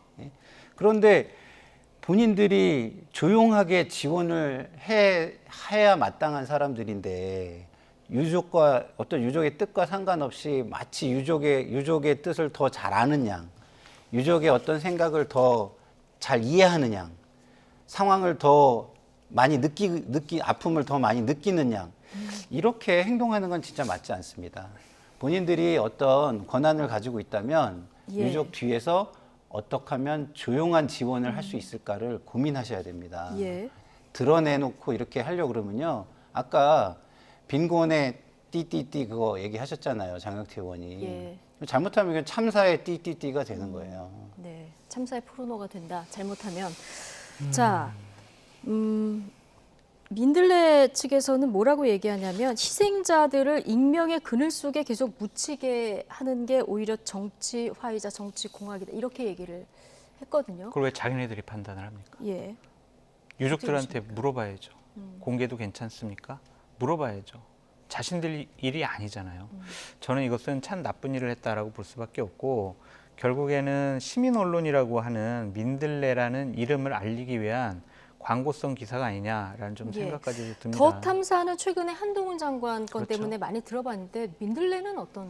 유시민 전 노무현 재단 이사장이 칼럼진으로 참여해서 진보단체에 계신 분들이 모여서 출범하는 매체예요. 그래서 15일 0시 기준으로 이제 오픈을 하는 그러한 언론 단체라고 말씀드릴 수가 있는데, 여기서는요, 정말 옳지 못한 일을 15일 했다. 영시라면 이제 얼마 안 남았네요. 그렇죠. 예. 그것을 자신들의 민들레라는 매체를 광고하기 위한 무리수를 둔 것이 아니냐라는 좀 생각도 들고요. 예. 민변에서도 문제를 삼고 있고 언론 노조에서도 이 기사 내려라라고 지금 얘기를 하고 있습니다. 좀 법적인 부분도 우리가 살펴봐야 될 것 같습니다. 방송통신발전기본법 제40조를 위반을 했고요. 재난보도준칙 11조, 18조, 19조를 위반을 했습니다. 보도윤리 불감증, 유족에 대한 사과, 해당 기사 사과 요구, 삭제 요구 이런 것들이 있는데 결국에는요. 재난보도준칙에 의하면 피해자 인권을 보호해야 된다는 규정들이 있어요. 그것을 근본적으로 저촉한 행동을 한 것에 대해서는 법적인 책임도 져야 한다라고 말씀드리고 싶습니다. 법적인 책임도 져야 한다 말씀하셨는데요. 유족 동의 없는 명단 공개였기 때문에 오늘 한동훈 법무부 장관의 이야기도 좀 궁금했는데요. 오늘 답변이 있었습니다. 듣고 오시죠. 저는 유족과 피해자의 의사에 반하는 무단 공개는 법적으로 큰 문제가 있다고 생각합니다. 청담동 술자리 의혹을 제기했던 그런 단체가 마치 총대 매듯이 이렇게 국민적 비극을 이용하는 것에 대해서 저는 개탄스럽게 생각합니다. 네, 무단 명단 공개 법적으로 큰 문제가 있다 이렇게 얘기했고요. 판사 출신의 주호영 문제도 이제 법적으로 문제가 있다. 장성철 소장님도 조금 전에 얘기를 하셨는데요. 어떻게 보십니까? 그러니까 법은 사실은 우리가 살아가는 데에 최소기 때문에 꼭 지켜야 되는 거겠죠. 그렇지만 법보다 더 지킬 것들이 많습니다. 살아가는 데는. 일단은 인간적이지가 못해요. 아까도 제가 얘기했잖아요. 자식을 잃어보지 않은 사람은 그걸 알 수가 없어요. 그거를. 그 마음이 얼마나 그 상황에서 정말 모든 세상이 그냥 부서져 내리고 사라지는지를 알 수가 없는데 그런 분들의 상황을 전혀 이해하지 않고 마치 모든 거를 다 아는 양 아까 제가 뭐 이 여당을 일컬어서 강요 정치를 하고 있다 이런 말씀을 드렸는데 이거는 너무 강요 정치를 더 넘어서는 거예요. 본인들의 이익을 앞세우는 거죠. 그래서 법적인 어떤 책임을 넘어선 정치적이고 도의적인 책임도 저는 당연히 이거는 있다 생각을 하고요. 여기서 더 나가시면 저는 뭐 이상민 장관만 우리가 사퇴 얘기하는데 본인들도 사퇴할 각오를 아니면 다음 선거에서 심판 받을 각오를 해야 될지도 모른다 이렇게 생각합니다.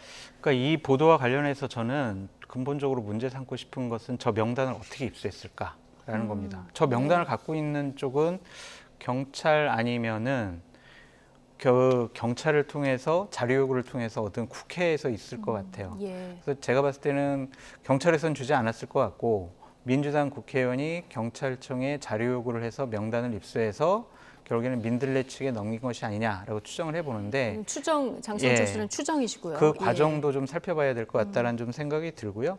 당사자 동의 없는 공개는 개인정보법 위반이 될 수가 있습니다. 근데 이것도 좀 논란이 될 수 있는 거는 사망자이기 때문에 이것은 개인정보법 위반 논란에 대해서도 상당히 좀 법적 다툼이 있을 것 같다는 좀 생각이 들고 명예훼손이라고 유족들이 생각할 수가 있어요. 그래서 이러한 부분들에 대해서 유족들이 적극적으로 문제 제기를 하게 되면은 민들레 측으로서도 상당히 곤혹스러울 수밖에 없다라고 말씀드립니다. 네. 민주당은 명단 공개를 해서 영정을 놓고 이름을 놓고 추모하는 것이 맞다 이런 입장을 지금까지 많이 보였었는데 오늘은 조금 한 발 물러나서 우리가 공개하자는 거는 당연히 앞에 유족의 동의를 받았어야 한다. 자, 이렇게 좀 한 발 물러서는 이런 모습이었거든요. 아니 원래 제안할 그렇고, 때부터 그게 이제 전제된 거였죠. 그게 전제가 없다면은 이것은 뭐 하면은 뭐 제가 볼 때는 다음 선거에서든 아니면 뭐 지금의 여론에서든 심판을 저는 받을 수밖에 없는 부분이라고 생각해요. 그렇기 때문에 그 전제가 뭐 공당으로서 당연히 이야기가 된 거고 그 전제가 지켜지지 않았기 때문에 당연히 비판에 나서야 된다. 잘했다. 저는 이렇게 생각합니다. 자, 다음 녹취를 좀 들어볼 텐데 주말 사이에는 이상민 장관이 한 언론과의 문자 인터뷰 내용이 도마 위에 좀 올랐죠. 누군들 폼나게 사표 던지고 이 상황에서 벗어나고 싶지 않겠냐. 자, 이 발언이었는데요. 오늘 이 발언에 대한 여진이 이어지면서 국회에서 또 다른 공방으로 번지기도 했습니다. 예결위 한 장면 보고 오시겠습니다. 이상민 장관의 폼나게 발언은 듣기 민망한 정도를 넘어서서 우리 국민들로서는 도저히 용서할 수 없는 망언입니다. 그 수많은 사람들이 목숨을 잃은 현장 앞에서 그런 표현을 할 수 있다는 게 참으로 놀랍습니다. 즉각 파면하는 것이 타당합니다. 기사화될 걸 전혀 인지하지 못한 상태였습니다. 근황을 묻는 개인적인 안부 문자라고 생각을 하고 정제되지 않은 표현을 했던 것 같습니다. 결과적으로 국민 여러분께 매우 송구하게 생각을 합니다. 진상규명, 책임 소재, 사후 대책 여기에 대한 철저하게 준비하시면 하고 그걸 실행하시면 그라도 다행이라고 생각하는데 확실하게 하고 책임지고 나오면 저같이 이렇게 국회의원도 안 되지 않습니까? 네. 그렇게 꼭 좀 하십시오. 네, 잘 알겠습니다. 수습을 잘하면 저처럼 국회의원도 될 수 있다는 농담이 오갔습니다. 입신양명의 기회입니까? 어떻게 그런 말을 주고받을 수가 있습니까? 대단히 부적절합니다. 지금 짚어볼 부분이 두 부분인데요. 이거 먼저 짚어보겠습니다. 확실하게 책임지고 나오면 나처럼 국회의원도 되고, 자, 정운천 국회의원의 이제 발언이었는데 당장 야당에서는 참사가 입신양명의 기회냐, 어떻게 이런 말을 주고받는 비판이 나왔거든요. 정운천 의원 발언의 맥락은 뭡니까? 맥락은 수습 잘하고 책임져라. 네. 그게 바로 방점이 있는 방점이 앞에 있는 발언이다라고 겁니까? 좀 생각이 네. 드는데 뒤에 덧붙이지 말아야 될 말을 붙여서 논란의 당사자가 돼버렸다라는 좀 생각이 듭니다. 정운천 의원 저도 또 잘하는 분인데요. 좀 생각을 해보셨으면 좋겠어요. 국회의원이라는 자리가 뭐 하는 자리냐. 집권 여당 국회의원이라도요. 국회의원의 기본적인 의무와 책무는 뭐냐면 행정부를 견제하고 감시하고 행정부가 잘못하는 일을 지적하는 겁니다. 국회의원은요. 아무리 여당 의원이라고 하더라도 저렇게 공개적으로 덕담을 하거나 노고를 치하하는 듯한 격려하는 듯한 저런 말을 해서는 안 돼요. 국민들 이 부분 보면 얼마나 화가 나겠습니까? 그 상당히 부적절하고 잘못된 발언을 했다. 내일이라도 입장 표명을 해서 이 부분에 대해서는 유감 표명이라도 하는 것이 좋겠다라고 말씀드립니다. 예, 어떻게 들으셨습니까? 그러니까 국민을 생각하지 않는 그룹뿐이 안 보이는 거죠. 오로지 머릿속에는 그분만을 생각하는 것 같아요. 그러니까 저런 발언들이 저는 나오는 거라고 보거든요. 기본적으로 국민을 생각한다면 어떻게 해야 됩니까? 지금 이 참사에 대해서 정말 죄스럽게 생각해요. 저기에서 제도를 만드는 사람들, 권한을 가진 사람으로서 왜 우리가 이걸 예방하지 못했을까? 다음에 또 일어나면 이걸 어떻게 하나? 어떻게든 다음에는 일어나지 않도록 내가 무슨 일을 해야 할까? 그리고 가족들 지금 아픔은 내가 조금이라도 달랠 수 있는 방법은 없을까? 조용히 내가 할 일은 없을까? 이런 정말 속죄의 마음, 송구한 마음을 가지고서 저 자리를 임해야 되는 거 아닐까요? 전 그렇게 생각하는데 지금 마치 딴 나라 사람들처럼 얘기하잖아요. 예? 그리고 이상민 장관의 사표가 지금 나 이런 사람이야 라고 이렇게 자기를 드러내는 폼나게 내는 그런 사표인가요? 모든 국민에게 그 위치에 있어서 조금이라도 더 열심히 해가지고 이런 큰 참사를 막았어야 했습니다. 정말 죄송합니다. 라고 하는 속죄의 마음으로 내야 되는 사표예요. 어디 지금 폼나게 사표를 냅니까? 진짜 저분들 제가 볼 때는요. 지금 빨리 제정신 차리셔야지. 그렇지 않으면 역사에 두고두고 저는 진짜 죄인으로 남을 거라고 생각합니다. 네. 뭐 이상민 장관은 안부 문자라고 생각하고 이게 기사화될 줄 모르고 정제되지 않은 표현을 썼다 이렇게 얘기했는데 어쨌든 이런 공인이라고 하면은 전체 맥락이 아니라 단어만 뜯어놓고 봐도 논란이 될 수 있는 말은 좀 피해가고 공감할 수 있는 단어들을 골라 써야 되지 않을까라는 생각 많이들 하실 것 같습니다. 앵커께서 정확한 표현을 해주셨고요. 정말 부적절한 발언을 통해서 오히려 국민을 더 화나게 만들었다. 유족에게 한층 더한 상처를 줬다라고 볼 수밖에 없습니다. 공직자가 저런 생각을 가지면 안 돼요. 그러니까 정제되지 않은 발언이라서 문제가 되지 않는 것이 아니라 이상민 장관의 기본적인 인식이 저런 것이 훨씬 더 문제라는 생각이 듭니다. 폼나게 사퇴를 한다. 공직이라는 자리는요, 고통스러운 자리여야 합니다. 즐기거나 대우받거나 이런 자리가 아니에요. 사퇴하는 것조차도 폼나게라는 표현을 쓴다는 것 자체가 이상민 장관이 공직자로서 자격과 자질과 능력이 없다라는 자기 고백을 한 것이 아니냐라고 저는 네. 비판하고 싶습니다. 예. 자, 국정조사는 어떻게 될까요? 오늘 여야 원내대표하고 김진표 국회의장이 만났는데 뭐 여기서 합의는 안 됐고요. 네. 그리고 여당의 중진 의원들도 계속 연쇄적으로 만났는데 만장일치로 국정조사는 지금 안 된다. 이렇게 의견이 모아진 것 같아요. 그러니까 이게 대통령과 대통령실의 의지가 반영된 지금 주호영 원내대표와 중진 의원들의 생각과 판단이 아니냐라는 생각이 들어서 좀 우려스러워요. 예. 158명의 뭐 국민과 외국인이 사망한 대형 참사가 일어났잖아요. 국회가 가만히 있어요? 아무 일도 안 해요? 그냥 서로 정치적인 공방만 해요? 네. 이게 국회의원이 할 일이에요? 집권당과 야당이 할 일이 이거냐고요. 국회가 뭐든지 해서 국민들이 왜 이런 사고가 터졌어? 제도적으로 어떤 문제가 있어? 정책적으로는 어떠한 미비점이 있어? 이런 것들을 밝히고 싶어하고 궁금해하잖아요. 근데 국회가 대통령실에서 하지 말라 그러니까 자, 경찰 수사 우선하고 그다음에 검찰 수사하자. 라는 대통령의 발언에 저렇게 국정조사 우리 안 할 거야 라고 하면 국민들이 잘했어요 라고 박수 치겠습니까? 국민의힘을 지지하는 그러한 지지층에서는 그래 잘했어 민주당한테 밀리지 않아서 정말 주호영 원내대표 협상 잘했네 라고 말을 하겠지만 중도층은 어떻게 할 거냐고요. 예. 중도층은 궁금할 거 아니에요. 상황을 감추고 이 참사 분위기가 오래 이끌어 나가는 것을 되게 꺼려하는 대통령과 대통령실의 의지에 맞는 그런 집권 여당은요. 그냥 대통령실의 출장소가 될 수밖에 없어요. 그러면 정당으로서 존재 가치가 저는 없다고 생각이 듭니다. 그래서 네. 앞으로 계속 여론조사가 나올 거예요. 국조가 필요한가요? 필요하지 않은가요? 국민 여러분 물어봤을 때 국조가 필요한 것 같아요. 수사가 너무 미진해요. 수사는 정말 뭐 윗사람들에게는 수사도 제대로 하지 않았고요. 밑에 사람들에게만 책임을 물은 것 같아요. 이 수사 잘못됐어요.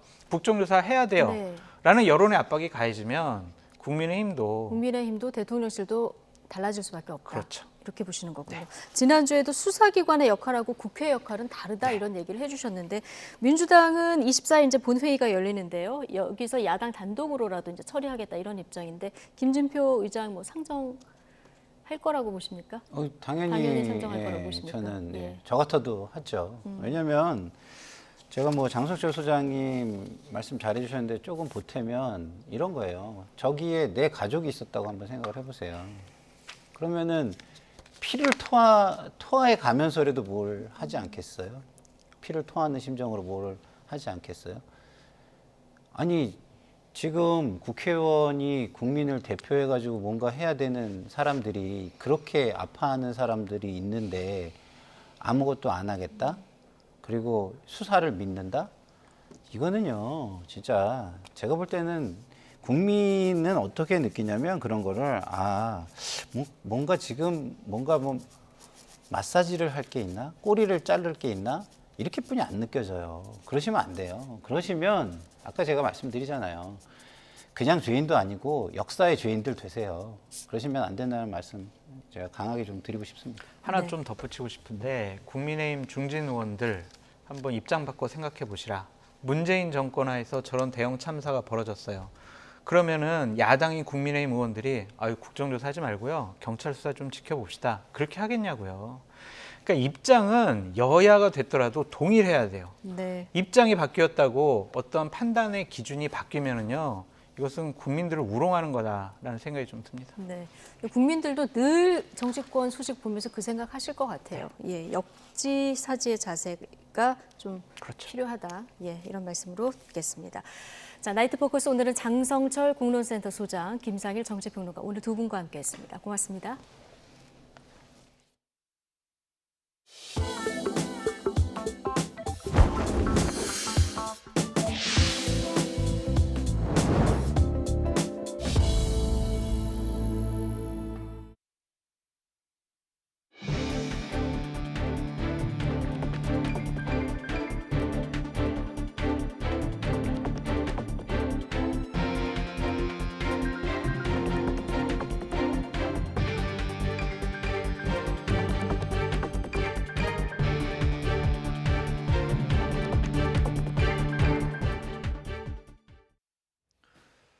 대한성공회 대전교구는 윤석열 대통령의 전용기가 추락하기를 바란다는 글을 쓴 성공회 김규돈 신부의 사제 자격을 박탈했습니다. 대한성공회 대전교구 측은 김 신부의 글에 대해 사제로서 할 수 있는 표현이 아니라며 교구 소속 김 신부를 직권 면직 처리한다고 밝혔습니다. 앞서 김 신부는 SNS에 윤석열 대통령 전용기가 추락하길 바라마지 않는다. 온 국민이 추락을 위한 염원을 모았으면 좋겠다고 적어 논란이 일었습니다. 이와 함께 천주교 대전교구 소속 박주한 신부도 전용기에서 윤 대통령 부부가 떨어지는 모습과 비나이다 비나이다라는 문구를 합성한 이미지를 SNS에 올려 논란이 되고 있습니다. 논란이 일자 박 신부는 모든 SNS 계정을 닫았고 천주교 대전교구는 박 신부를 불러 사실관계를 확인한 후 공식 입장을 표명할 계획입니다. 조현동 외교부 차관은 윤석열 대통령 순방에 동행한 김건희 여사가 이 공식 행사 대신 현지 병원 방문 등 개인 일정을 소화한 것을 문제 삼는 야권 지적에 대해서 외교적 결례라고 생각하지 않는다고 밝혔습니다. 조 차관은 오늘 국회 예산결산특별위원회에 출석해서 앙코르와트 방문은 배우자들에게 권고 프로그램으로 제시해온 것으로 알고 있고 각자 판단에 따라 참석하는 것이지 의무적으로 가는 건 아니라고 설명했습니다. 그러면서 각국 정상과 국제기구 수장의 배우자가 11명인데 프로그램에 참여한 배우자는 5명이고 6명은 각자 다른 일정을 소화한 것으로 알고 있다고 덧붙였습니다. 조 차관은 야권의 빈곤 포르노 발언이 캄보디아 소년에게는 너무 아픈 큰 상처가 된 게 아니냐는 국민의힘 박덕흠 의원의 발언에 동의하며 그런 측면도 있으리라 생각한다고 답했습니다. 더불어민주당 이재명 대표는 내년 1월 시행을 앞둔 금융투자소득세와 관련해서 신중한 접근을 강조한 것으로 알려졌습니다. 이 대표는 오늘 오전 비공개 최고위원회에서 정부 여당이 금투세 유예를 주장하는 상황에서 굳이 강행하자고 고집하는 게 맞는지 모르겠다고 말한 것으로 전해졌습니다. 정부와 여당은 금융시장 변동성이 커진다며 금투세 2년 유예를 골자로 한 세법 개정을 내놨지만 민주당은 부자 감세라는 이유로 도입을 주장해왔습니다. 금투세는 대주주 여부와 관계없이 주식, 채권, 펀드 등 금융투자로 얻은 양도이익이 5천만 원이 넘으면 수익의 20%를 세금으로 부과하는 제도입니다. 4,700억 원 규모의 환매 중단 사태를 부른 독일 헤리티지 펀드에 대해서 금융감독원이 분쟁 조정에 들어갔습니다. 라임과 옵티머스 펀드에 이어서 원금 전액 반환 결정이 내려질지 주목되고 있습니다. 김지선 기자가 보도하겠습니다. 독일 내 오래된 건물을 매입해 리모델링한 뒤 분양해 투자금을 회수하는 방식의 헤리티지 펀드. 지난 2017년 4월부터 이듬해 12월까지 신한투자증권 등 7개사가 약 2,000명에게 모두 4,885억 원어치를 팔았습니다. 하지만 현지 시행사가 파산하면서 2019년 6월부터 환매가 중단됐고 투자금의 97%에 달하는 4,746억 원이 회수되지 못했습니다. 펀드 투자자들을 구제하기 위한 금융감독원의 분쟁조정위원회가 시작됐습니다. 관건은 중요 내용에 착오가 있는 사실상 사기 상품으로 인정해 계약을 취소할지, 금융사들이 제대로 상품 내역을 알리지 않고 판 불완전 판매로 볼지입니다. 계약 취소가 적용될 경우 판매사가 투자금 전액을 반환해야 하지만 불완전 판매의 경우 기준에 따라 배상 비율이 달라집니다. 분쟁조정위원회는 앞서 유사한 경우인 라임과 옵티머스에 대해서는 계약 취소로, 디스커버리와 이탈리아 헬스케어는 불완전 판매로 각각 결론 내렸습니다. 피해자들은 판매사가 현지 시행사에 대한 기초적 사실 확인도 제대로 하지 않았다며 계약을 취소해달라고 요청했습니다. 해외 부동산 선수의 담보 투자로 명시되어 있고 사모펀드라는 사실은 판매사에서 숨겼기 때문에 인지할 수도 없었다. 이복현 금감원장은 지난달 국회에서 헤리티지 펀드 피해 구제에 대한 강한 의지를 내비쳤습니다. 다만 계약 취소와 손해배상 모두 가능성을 열어두며 신중한 입장을 보였습니다. 금융감독원 분쟁조정위원회는 조만간 독일 헤리티지 펀드에 대한 최종 결론을 낸다는 방침입니다. YTN 김지선입니다. 화물 노동자들이 안전운임제의 지속적인 추진을 촉구하며 오는 24일에 총파업에 돌입하기로 했습니다. 이들은 정부와 국회가 안전운임제 추진 약속을 뒤집었다고 주장을 하고 있는데 최근 정부가 안전운임제에 대해서 부정적 입장을 보이고 있어서 물류 대란이 현실화될 가능성이 있습니다. 윤성우 기자의 보도입니다.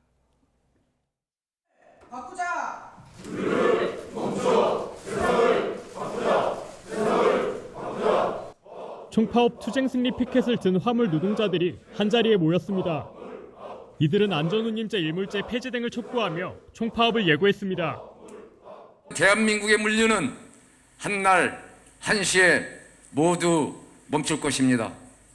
화물연대는 2022년 11월 24일 0시를 기해 무기한 전면 총파업에 돌입합니다. 안전운임제는 컨테이너, 시멘트 품목 화물기사의 적정 임금을 보장해 과로, 과적, 과속을 방지하기 위해 도입된 제도로 재작년부터 3년 동안 한시적으로 시행돼 올해 말 종료될 예정이었습니다. 그러자 화물 노동자들은 안전운임제 지속 추진과 품목 확대를 요구하며 지난 6월 총파업에 돌입했습니다. 당시 주무부처인 국토교통부는 노조와 안전운임제 지속 추진을 합의하며 총파업 상황은 8일 만에 수습됐습니다. 그런데 합의 다음 날 국토부는 안전운임제 일몰제 폐지는 법률 개정 사항이라며 여러 가능성을 열어두고 검토하겠다는 신중한 입장으로 돌아섰고, 지난 9월 국회 민생경제안전특별위원회에선 안전운임제 지속 추진에 대해 아예 부정적인 입장을 내놨습니다. 안전운임제에 따른 교통사고 감소 효과를 기대하기 어렵다는 근거를 내세웠습니다. 교통안전의 경우 최근 3년 전체 교통사고 사망자는 12.9% 감소한 반면 안전운임제 대상인 견인형 화물차는 42.9% 사망자가 증가한 바 있습니다.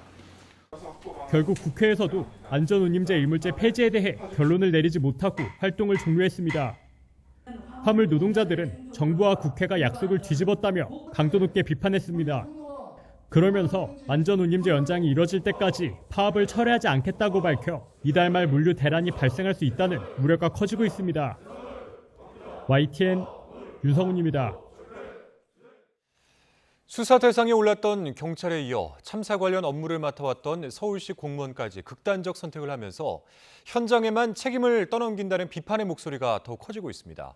그간 자료 분석에 주력해왔던 경찰청 특별수사본부는 이른 시일 내 이 수사를 확대하겠다고 밝혔습니다. 김철희 기자가 보도하겠습니다. 헬로윈 관련 정보 보고서 삭제 의혹과 관련해 입건됐던 서울 용산경찰서 정보계장이 숨진 채 발견된 지난 11일. 서울시 안전지원과장도 자택에서 스스로 목숨을 끊었습니다. 숨진 서울시 공무원의 부서는 이태원 참사 직후 심리회복을 지원하고 축제안전 대책을 긴급 점검하는 일 등을 담당한 것으로 드러났습니다. 이처럼 참사 이후 수사를 받거나 관련 업무를 맡았던 이들의 극단적인 선택이 이어지자 힘없는 일선만 수사한다는 비판의 목소리도 더욱 커지고 있습니다.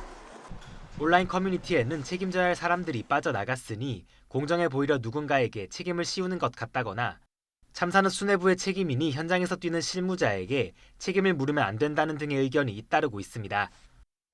이런 가운데 특수본은 이른 시일 내 수사를 확대하겠다고 밝혔습니다. 압수물 분석에 속도를 내면서 확인된 사실을 중심으로 수사 범위를 넓히겠다는 겁니다. 당장 이번 주에는 정보 보고서를 참사 직후 삭제하라고 지시한 혐의를 받는 용산경찰서 전 전복과장을 소환할 예정입니다. 이후 대기 발령된 서울경찰청 정보부장도 불러 조사할 것으로 보이는 가운데 이임재 전 용산서장이나 류미진 서울청 당시 112 상황관리관 등에 대한 소환 조사도 이르면 이번 주 시작됩니다. YTN 김철입니다. 소방노조가 재난안전주무부처의 수장 이상민 행정안전부 장관을 경찰에 고발했습니다. 경찰청 특별수사본부가 출범한 지 2주가 다 되도록 실무진의 현장 대응에만 집중하고 이른바 윗선 수사에선 진척을 보이지 못한다는 지적도 이어지는데요. 특수본은 행안부 수사에 대해서는 여전히 관련 법령을 검토하고 있다는 입장을 고수하고 있습니다. 박정현 기자가 보도하겠습니다. 소방공무원들이 경찰청 특별수사본부 앞에 모였습니다. 재난안전주무부처의 수장인 이상민 행정안전부 장관을 직무유기와 업무상 과실치사상 혐의로 고발하기 위해서입니다. 이태원 참사는 예견 가능했다며 적절한 예방 조치가 없어 발생한 일이라고 강조했습니다.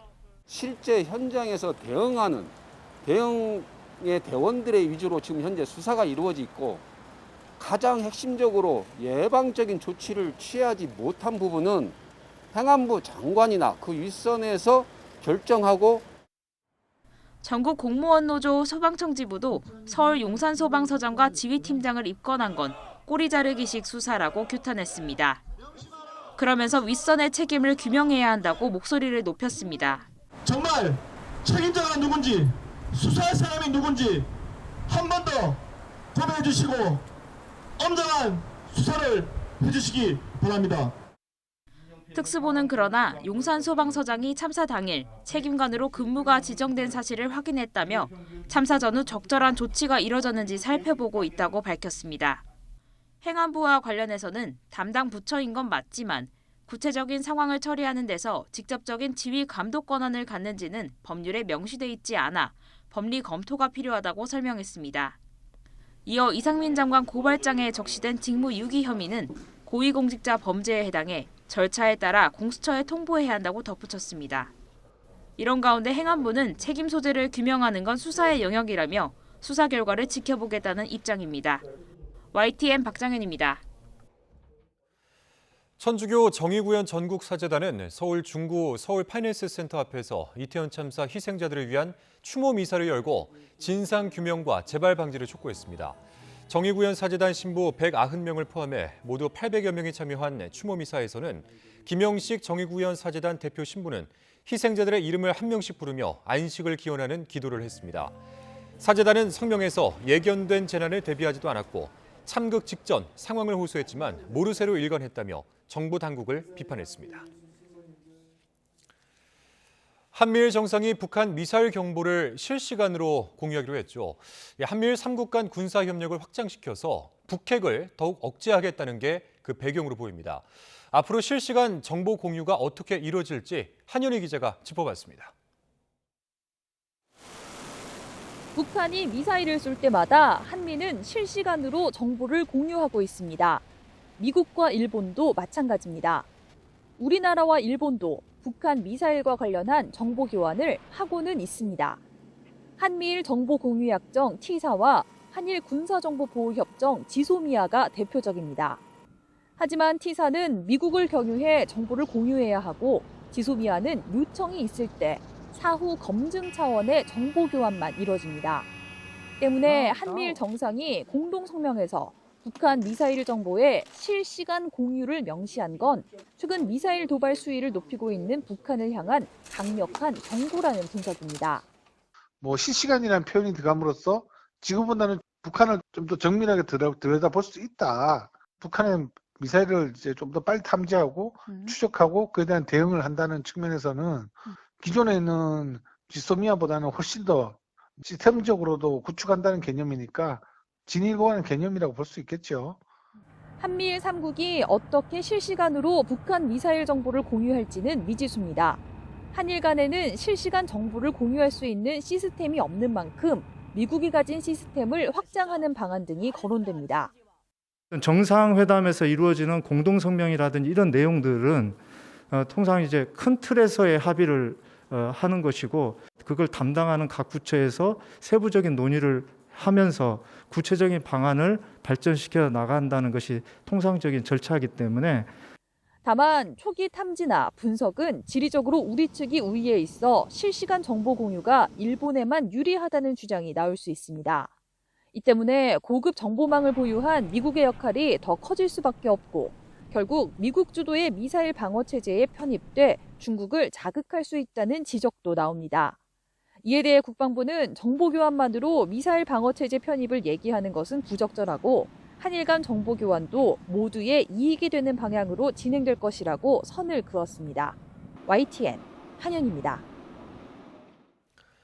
한국에서 열린 국제 럭비 대회에서 홍콩의 국가 대신에 홍콩 반정부 시위를 상징하는 노래가 연주돼 홍콩 당국이 강력 반발하고 나섰습니다.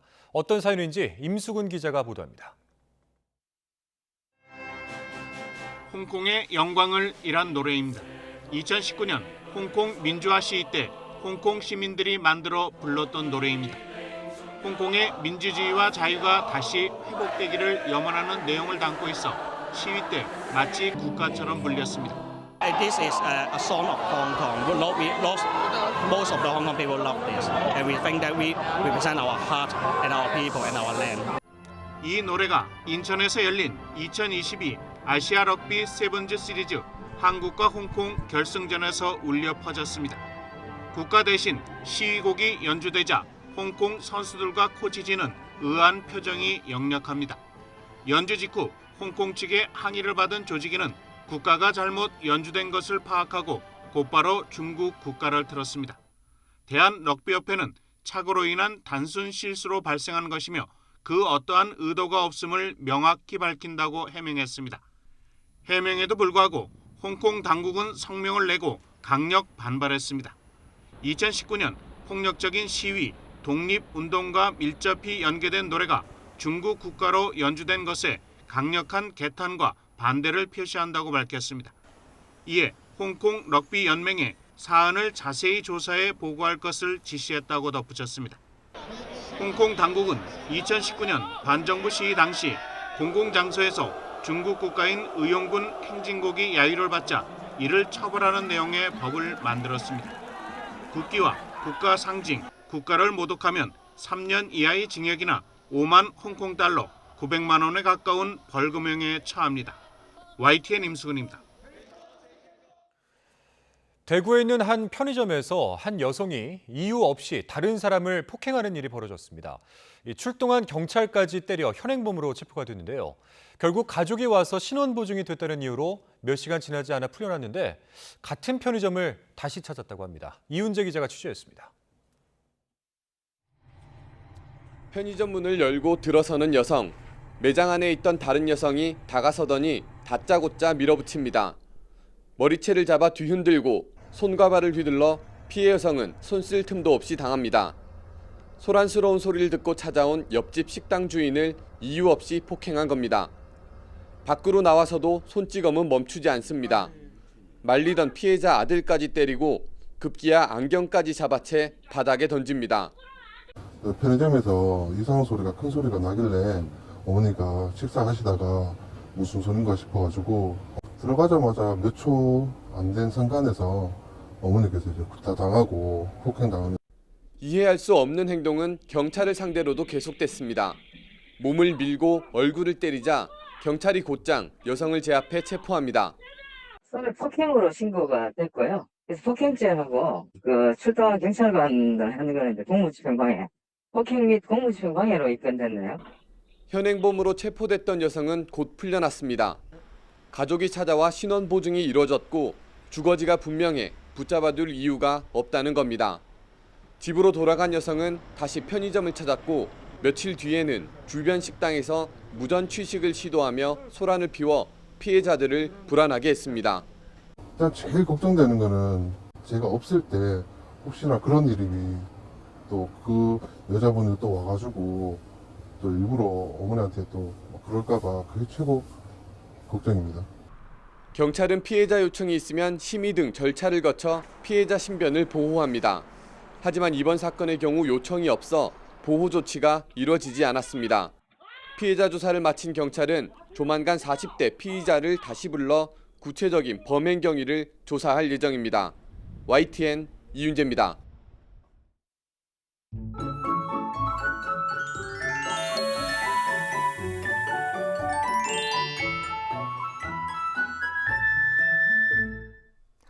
찬 공기가 유입되면서 기온이 빠르게 떨어지고 있습니다. 내일은 서울 아침 기온이 4도까지 떨어지는 등 오늘보다 날이 더 쌀쌀해지겠고 철원 영하 1도 등 일부 내륙에서는 영하권을 기록하는 곳도 있겠습니다. 추워지는 날씨에 건강 잃지 않도록 각별히 주의해 주시기 바랍니다. 낮 기온은 서울 14도, 철원 11도로 오늘과 비슷해 다소 쌀쌀하겠습니다. 내일은 대체로 구름 많은 가운데 내륙에는 아침까지 서리가 내리거나 물이 어는 곳이 있겠습니다. 또 중서부 지방에는 오후부터 밤 사이 약하게 비가 조금 내리거나 빗방울이 조금 떨어지는 곳이 있겠고 높은 산간에는 눈이 내리는 곳도 있겠습니다. 여기에 바람도 매우 강하게 불겠습니다. 시설물 관리와 안전사고에 각별히 유의해 주시기 바랍니다. 내일 아침 기온 오늘보다 3도에서 8도가량 낮겠습니다. 서울 4도, 춘천 0도, 대전 3도, 안동 1도로 예상됩니다. 낮 기온은 오늘과 비슷하겠습니다. 서울 14도, 대전 15도, 광주 16도, 부산 17도로 예상됩니다. 이후 기온이 조금씩 오름세를 보이겠고 수능일인 목요일에는 예년 기온을 웃돌며 입시 추위가 없을 전망입니다. 날씨 정보였습니다. 월요일 뉴스나이트 마치겠습니다. 함께해 주신 여러분 고맙습니다.